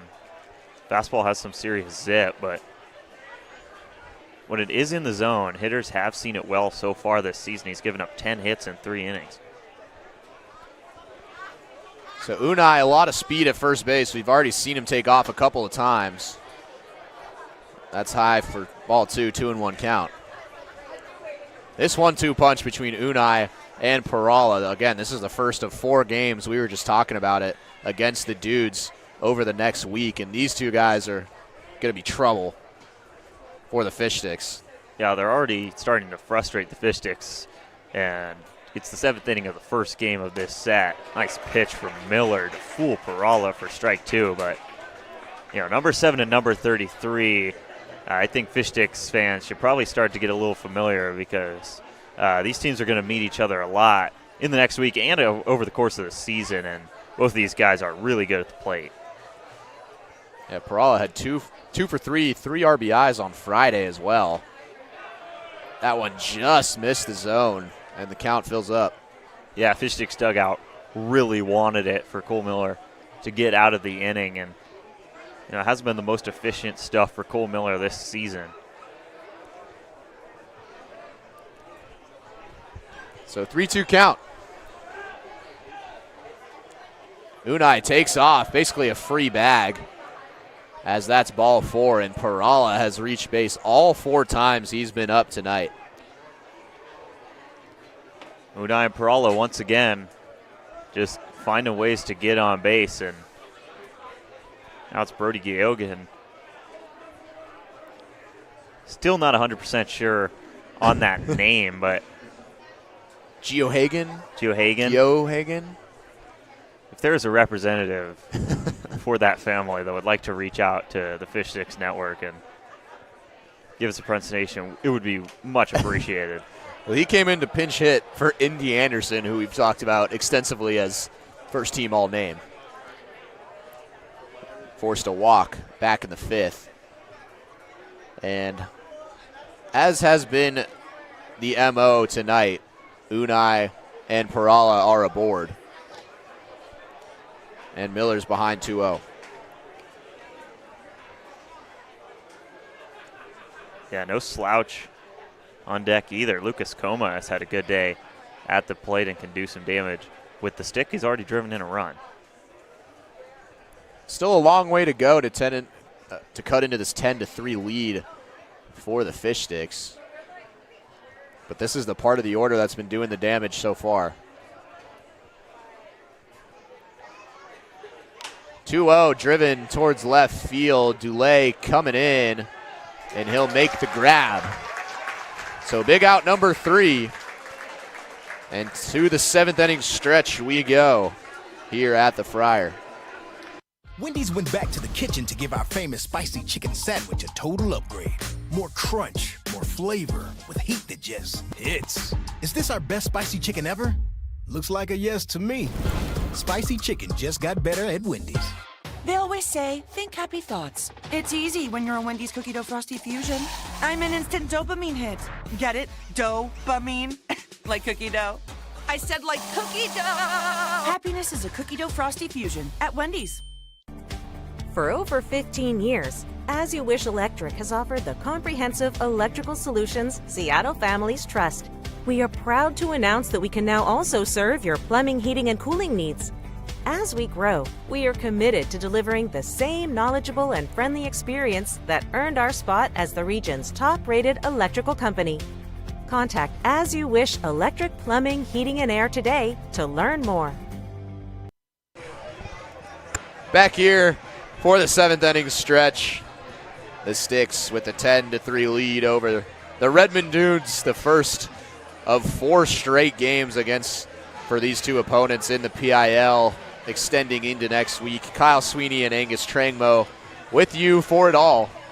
And right now, the Fish Sticks are continuing their stellar pitching and are up 10-3 going into the bottom of the 7th inning. It's been really through and through a fantastic game for the Fish Sticks, who other than taking a 2-0 deficit after the top of the first, have played really well since then. Yeah, they sure have. One guy I wanted to talk about, he just came out in the top of the 7th, but Ryder Peterson was just great today out of the pen for the Fish Sticks. Only threw 30 pitches, but got through about 3 innings, and they were all pretty clean innings. Only gave up a hit to Unai down the stretch, and that's kind of just been his bread and butter all season. He has been really good all year, and it's a good pickup for Whitman to have Ryder Peterson pitching like this in the summer. Now it looks like Alex Hamada will come up. This is a guy that I think we both liked coming into this season. We haven't seen the best of Alex Hamada so far this year. Obviously, the fielding's great, but it would be good to see him start to break through at the plate like maybe Vaughn Lowe or Jackson Dule has started to do. Yeah, Hamada hitting .250 to start the summer, has 3 RBIs on his 4 total hits. Coming in to pinch hit for Tyler Eisenhut, as we've seen a lot so far this year. That was questionable, but it's in there for strike 1. Hamada just finished up his freshman year at Chaminade out there in Hawaii. This one's taken up the middle, should be easy work. And it is for Zach Seeger as he retires Hamada. Seeger's been busy. Yeah, a lot of balls over second base, both in the air and on the ground. And he's made a bulk of those plays on a day where the Redmond Dudes defense has not been ideal. Seeger has been a bright spot. That'll bring up Noah Benedict for the second time today. Came in to pinch hit for Rodrigo Montano. Faced a 2-0 count and then lined one in the right field for a base hit to continue his hot start to the year. Again, he's seen limited time, but has really taken advantage. He's 5 for 13 on the season with a couple of walks. He lays off that one. And count evens up at 1 apiece. Yeah, Beckett Turnbow on deck. I like both of these guys going to New Mexico State next year, but Benedict specifically has just been great. And there's another hit. Just looks the exact same as the first hit he got tonight, and that is just all he's done all season. Benedict continues to see the ball really well. Now 6 for 14. Again, a guy we expect and want to see in the starting lineup going forward for this team. Again, another game tomorrow between these two squads at 1:05 p.m. And I hope to see Noah Benedict in the lineup. His second single in as many innings, and also a speed demon over there at first. That'll bring up Beckett Turnbow, who blooped his first single of the season last inning. Takes a big hack foul. Not the Beckett Turnbow we expected to see coming out of Tahoma High School to start the year. He was 0 for 9 before that bloop into left field, and he eventually came around to score. I do hope Turnbow can start to turn it around after seeing one get down. We've seen that a couple of times from Turnbow, that exact foul ball. We saw it yesterday down in Tacoma, where he saw pitches that he liked but got under them and fouled.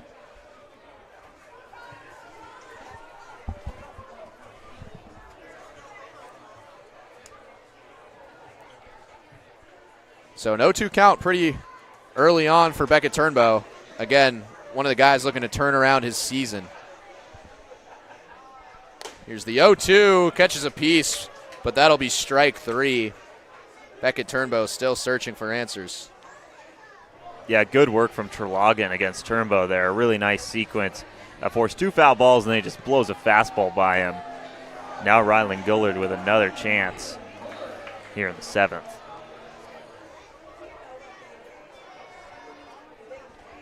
That'll bring up Gullard. Always a tough out. Takes a look at ball 1.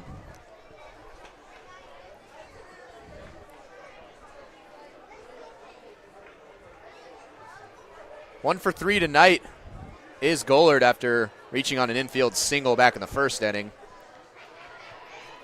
He's trying to do more than a single with that swing. Just thrown off by the off-speed from Terlagan. Homered on Thursday to lead off the game. We highlighted it in the open.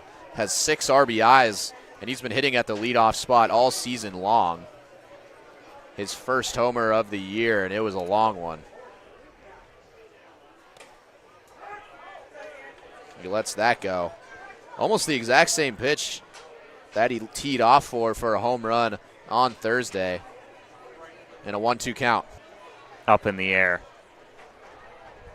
So here's the 1-2 off for ball 2. We highlighted Gullard in the opening, and for a good reason. He's been the hottest hitter on this team so far for the Fish Sticks. Also been a great glove out there in center field. Turned on that. Oh, my goodness. Almost caught a couple of dudes there on the third base line. And, man, Rylan Gullard puts some heat into the ball when he catches it. Yeah, such a sparse dugout over there. I'm surprised that they're not using that railing more to their advantage. They were in the danger zone there for a little bit. So that's off the plate. Now a full count for Rylan Gullard. Lined out a ball at 200 miles an hour to the center fielder back in the third. Flew out to the second baseman in the fourth, and that'll be ball 4. Yeah, he's so disciplined at the plate. It's just tough to make him chase anything, especially a fastball that just never had a chance at the zone and misses up high. Now Riley Sonoy will come up. Sonoy's a guy that, we've seen glimpses of it in BP, but only 2 for 10 on the season. Obviously not the biggest sample size, but he's got it at the plate for sure. Was 2 for 3 with a couple RBIs on Monday. This one's hit pretty well into center, and Pham will be under it once again, and that'll be the third out. So quick bottom of the 7th. The Dudes still a lot of room to make up as we head into the 8th inning. No runs since the 3rd inning for the Dudes so far. And really, it's been shutdown pitching for the Fish Sticks, as it has been over the last couple of games. Yeah, no, it's been an array of guys as Cole Miller will come back out for the 8th inning, and Fish Toss will commence over in the ice chest. This is a fun one. I like this one. Yeah, Crispy, I don't know. I don't think we pay him enough. Just a pretty lackluster effort. Yeah, I was going to say, could have put more into that one. Here's another chance. Oh, dear. Yeah. I mean, if he really reached out, if he really wanted to, I think he could have made that play. Or at least made it look like a respectable throw. I think. Oh, you see, now he's got no net. Okay, it's over. Good. I'm not too sure. I think we might have another. Okay, yeah, we're gonna do this over. All right, here we go. I'd like to see a little more effort out of our mascot here. Oh my goodness! Come on, Just dude. letting him drop. Come on, dude. There's cameras everywhere. Oh. Crispy. Help him out. 0 for 5 now. Those things are hard to throw, and they're especially hard to throw when we've got a static Crispy out in left field. He did win his race, though. Yeah, and I guess his ego grew when he won that race because the guy yard sailed out the warning track. Cole Miller, first pitch, sails high to Lucas Coma. So it'll be Coma, Maury, and Seeger due up 5, 6, 7 in this lineup.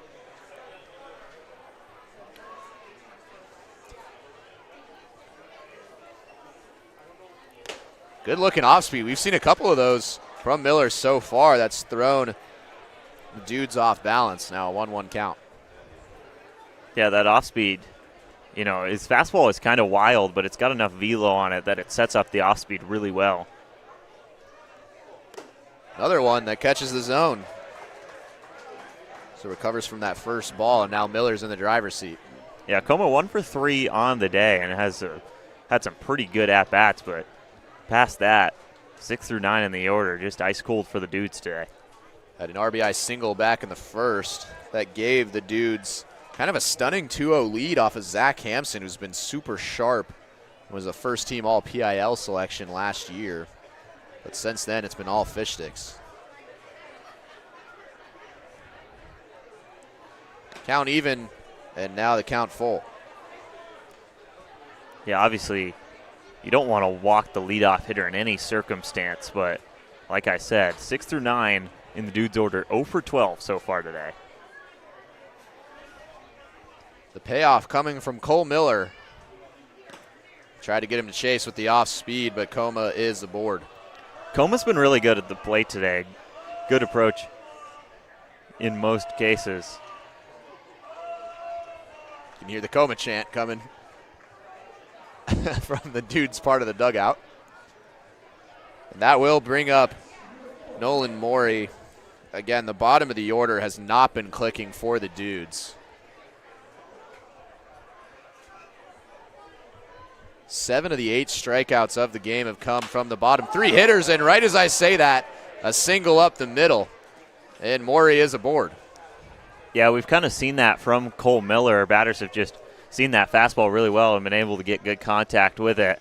But for Nolan Morey, that's got to feel so good. He has had, simply put, a really rough game today, and he is able to just lace a single up the middle. So I'll put runners on first and second with nobody out. Still a 10-3 lead for the Fish Sticks. But again, the Dudes are no strangers to pouring on runs quickly. That'll bring up Seager. A steal is on, and Seager was blocking Evan Hellner. So nice heads-up base running there by Coma, now a first and third. Yeah, another instance where Cole Miller kind of forcing some traffic, but we saw it against the Honkers. He did get out of a couple jams really well on Monday. First and third, nobody gone. Seager, an opportunity to cut into things. Off speed, out in front. Miller might be thinking too, gets past him. Turnbow's just going to have to go to first. And a nice looking play from Beckett Turnbow, but that will score a run. Yeah, heck of a play by Turnbow. Softly grounded in a place where Cole Miller can't get his glove on it. Turnbow has to chase it way in from deep depth. A nice bounce off the mound. Has to kind of juke out the ump a little bit, and the throw off balance, but right on target to Bartholomew for the out. That is not an easy play for Turnbow. We've seen him on the mound. We've seen him at third base, but his primary position has been shortstop, and he shows off his defensive abilities there. This one ripped up the middle from Costello. He's had a tough day. And now first and third again with one out. Yeah, second time that the first pitch Cole Miller throws has just been driven up the middle for a base hit. This time it's Costello. And now Griffin Potter comes up, and the Dudes starting to move some runners around here in the 8th.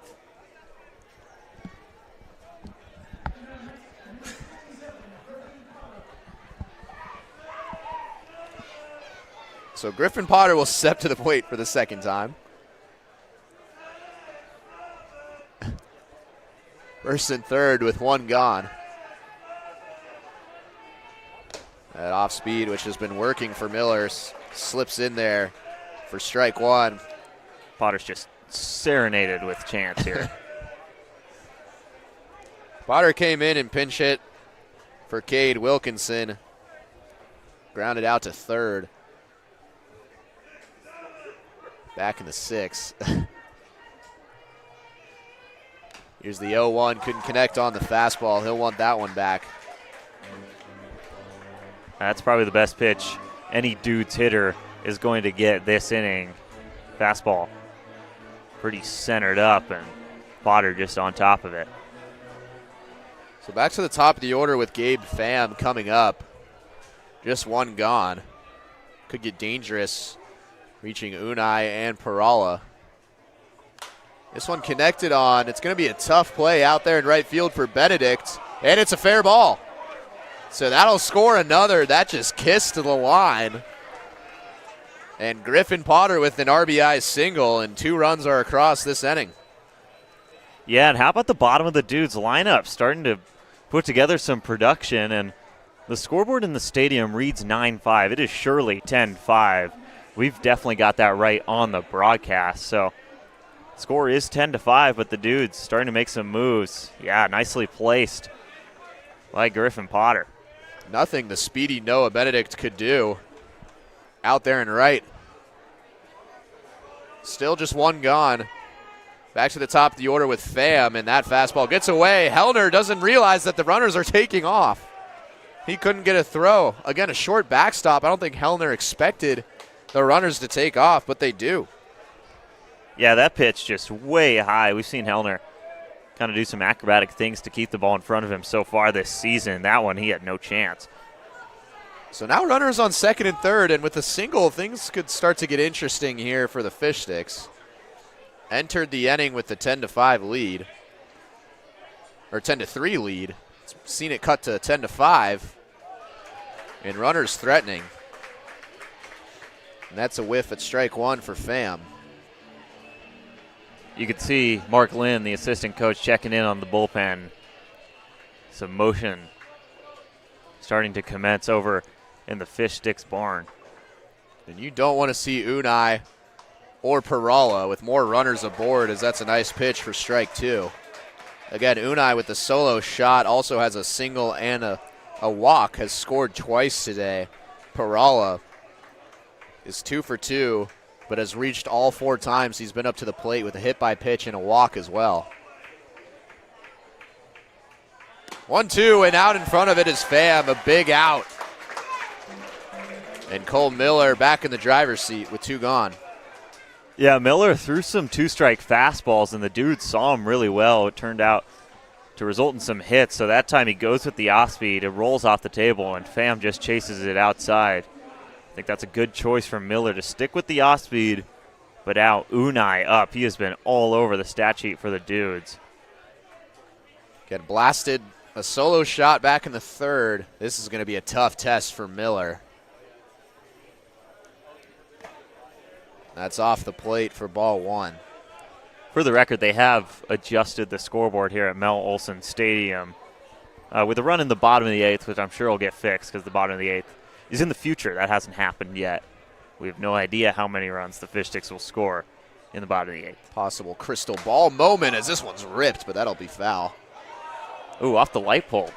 Some accuracy. Unai has been sending balls today. He ripped a single past Braden Bartholomew just this past inning.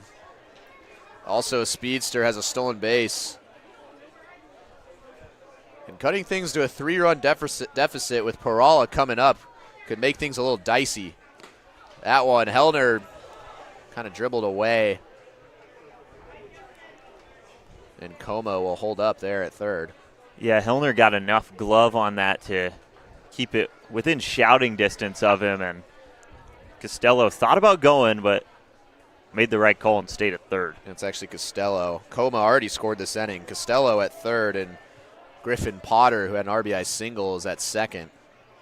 A double steal got them there. Here's the 2-1, and that off speed is just clicking right now for Miller. So now you're 2-2 on Unai, who has been the toughest out the Fish Sticks have faced in a while today. And Cole Miller has got to have his best pitch ready to go here against Unai. 2-2 and 2 gone, but two runners in scoring position. And I think Unai just barely got a piece. Somehow. I mean, I don't know how he got a piece of that. Miller goes back to the off-speed. Unai way in front of it. Unai just kind of guides his bat to where the ball was and gets wood on it. Just an impossible out so far today. So another 2-2 incoming. Unai's already put one over the fence today. And he crushes this. Tough play for Hamada, but he makes it look easy. And a big out for out number 3. So 2 come across for the Dudes, who threatened a little bit there in the top of the 8th. But the bottom of the 8th coming up. The Sticks still with a 5-run lead.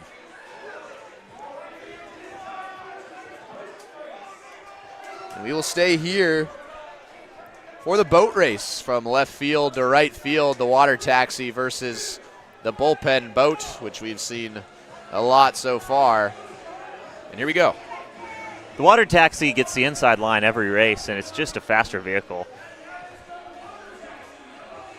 Bullpen boat actually putting up probably its best fight of the season so far, though.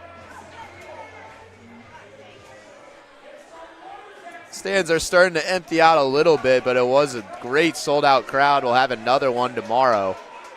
And, yeah, the water taxi is gonna take this one, I believe. I'd love to see the water taxi start outside. It seems like the water taxi's on the inside line every time, and I think we're yet to see the bullpen boat win one this year.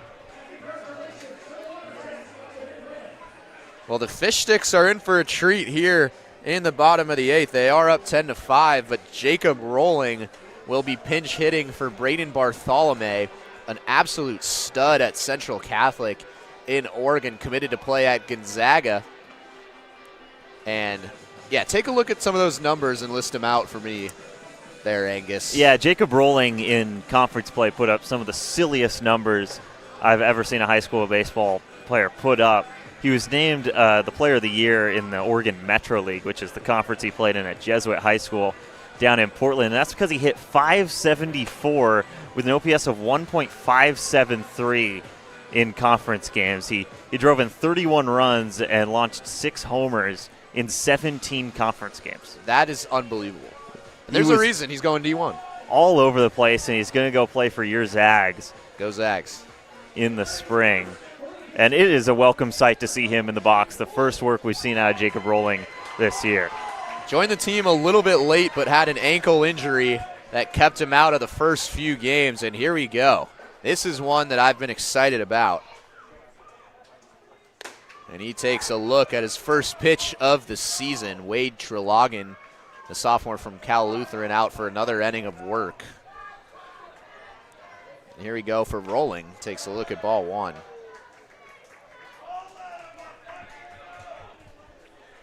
Just so much power and speed. It's almost like Gollard at the top of the order.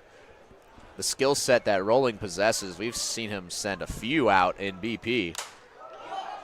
Takes a big hack. This is out in the Bermuda Triangle. Oh, what a play over there at first for out number 1. We'll be seeing more of Jacob Rolling this summer, so stay tuned on that. But it's good to see him out there. I mean, I just want to talk about that play Lucas Coma just made with the first baseman mitt tracking back into right field. Doesn't even need to turn around, just kind of snatches it with the basket catch. Almost looking like Lucas Mays out there. Maybe not the same situation, but that's not easy. Yeah, that's technically tough, and he made that look really simple, like I could go out there and do it. Maybe we'll have to test that. No, let's not. That'll bring up Jackson Dulay. Dulay, a couple of singles, pinch hitting for Jake Daly, continuing what's been a hot stretch for him over the past few games. Came around to score in the last inning, was caught stealing third the inning prior. Sat back on that off speed and sends it foul. Yeah, obviously the Dudes bullpen running pretty low, and Trelogin getting all kinds of innings. Dulay over to third base. It's going to be a tough out with the speed that Dulay has, and he almost beat it out, but that'll be out number 2. Yeah, nice play by Gia Hagan over at third, and a good dig by Coma, so 2 outs, and Lucas Coma making good plays with the min on both. Now that'll bring up Isaac Watson. Might be the last gasp here for this Fish Sticks offense, going into the top of the 9th and nursing a 10-5 lead.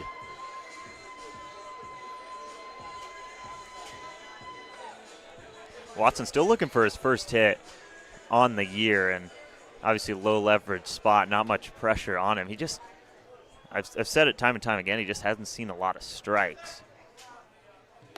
That one up high from Trelogin for ball 1. Watson walked his first plate appearance, relieving Luke Parker back in the 5th. Reached on an error from the second baseman back in the 6th.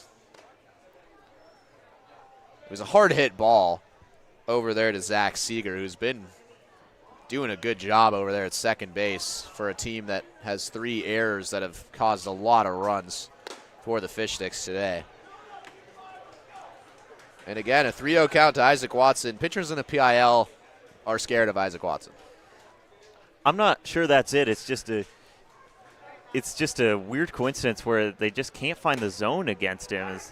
That just finds the zone for strike 1, but clearly there's some sort of strategy that involves a lot of balls thrown in the direction of Isaac Watson. So he's 0 for 12 at the dish, but has 5 walks and 3 runs. Tried to turn on that. He's a little frustrated with himself there. And the count fills up.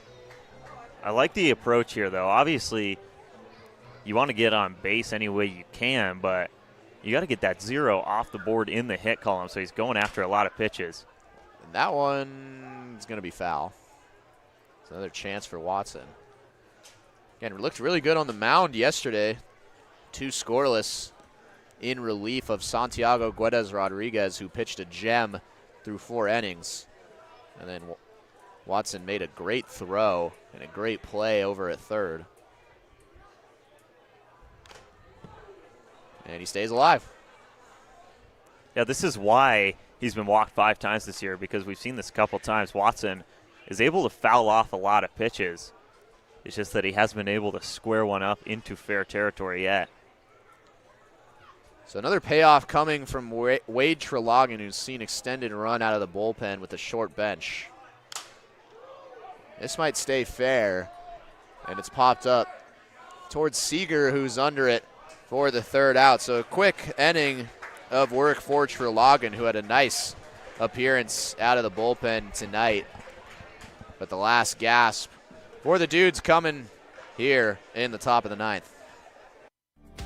For over 15 years, As You Wish Electric has offered the comprehensive electrical solutions Seattle families trust. We are proud to announce that we can now also serve your plumbing, heating, and cooling needs. As we grow, we are committed to delivering the same knowledgeable and friendly experience that earned our spot as the region's top-rated electrical company. Contact As You Wish Electric Plumbing, Heating, and Air today to learn more.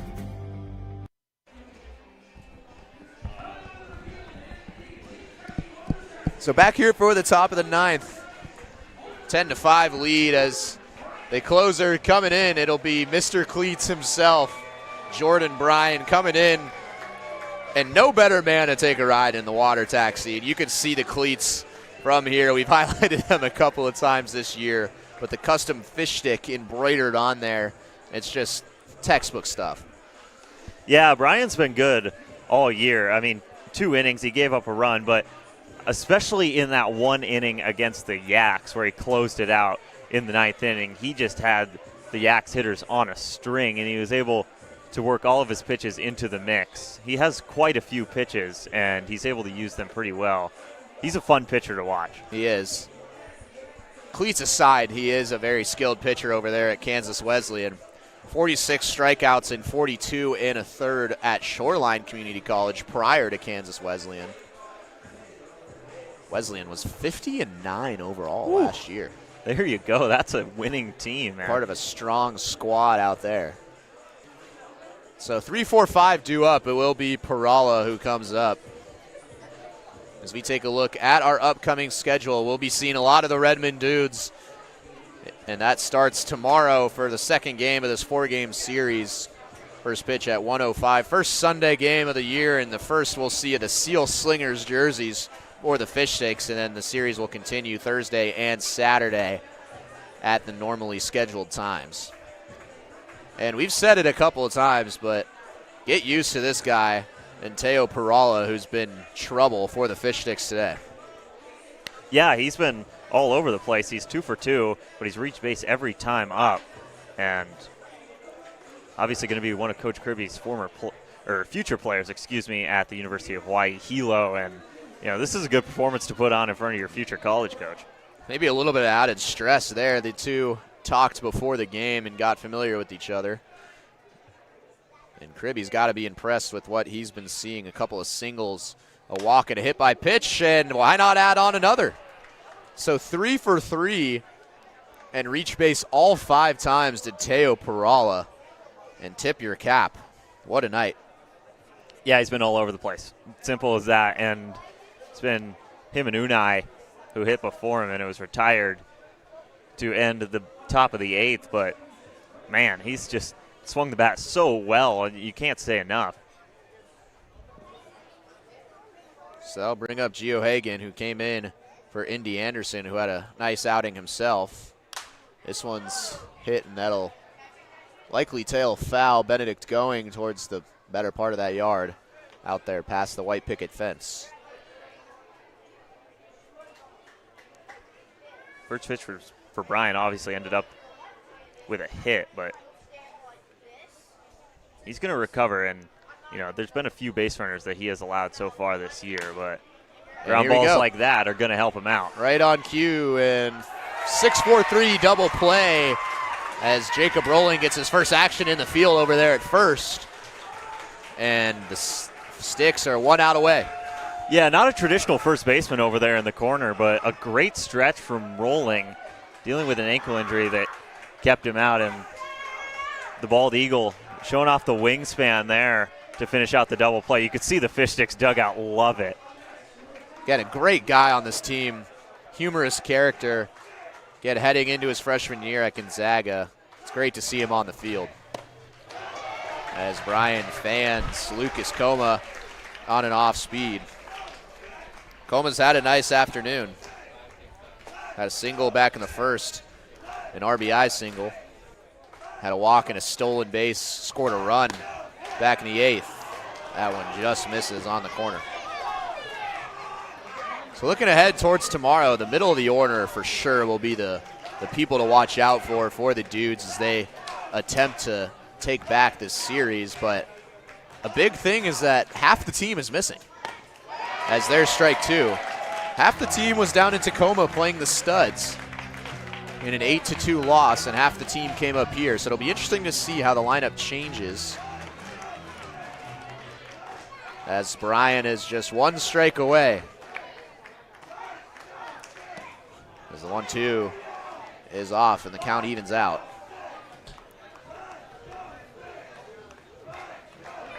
So the 8th game of 13 this season that the Dudes will see at least 14 or more combined runs. That one hit well towards left center field. Dulé going after it, and it one hops the wall. And Coma is going to continue a strong day. And there's a double. Man, that ball was hit hard.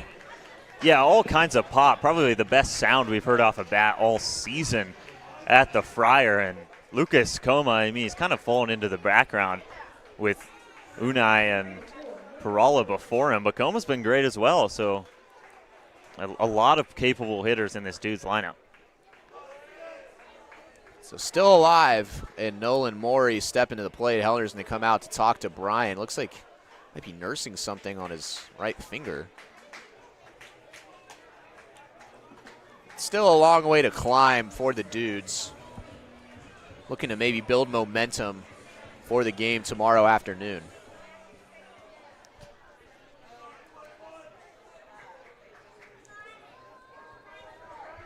So Morey up to the plate, singled his last time up, otherwise has had a tough game. Struck out and grounded into a double play and has made a couple errors in the field. This one's also hit well. But out there in center field, Gollard should have it. And he does. So a 10-5 win for the Fish Sticks, using offense in the 3rd to propel them into the lead, and then scoring 3 runs in the bottom of the 6th. And they're above 500 for the first time this season.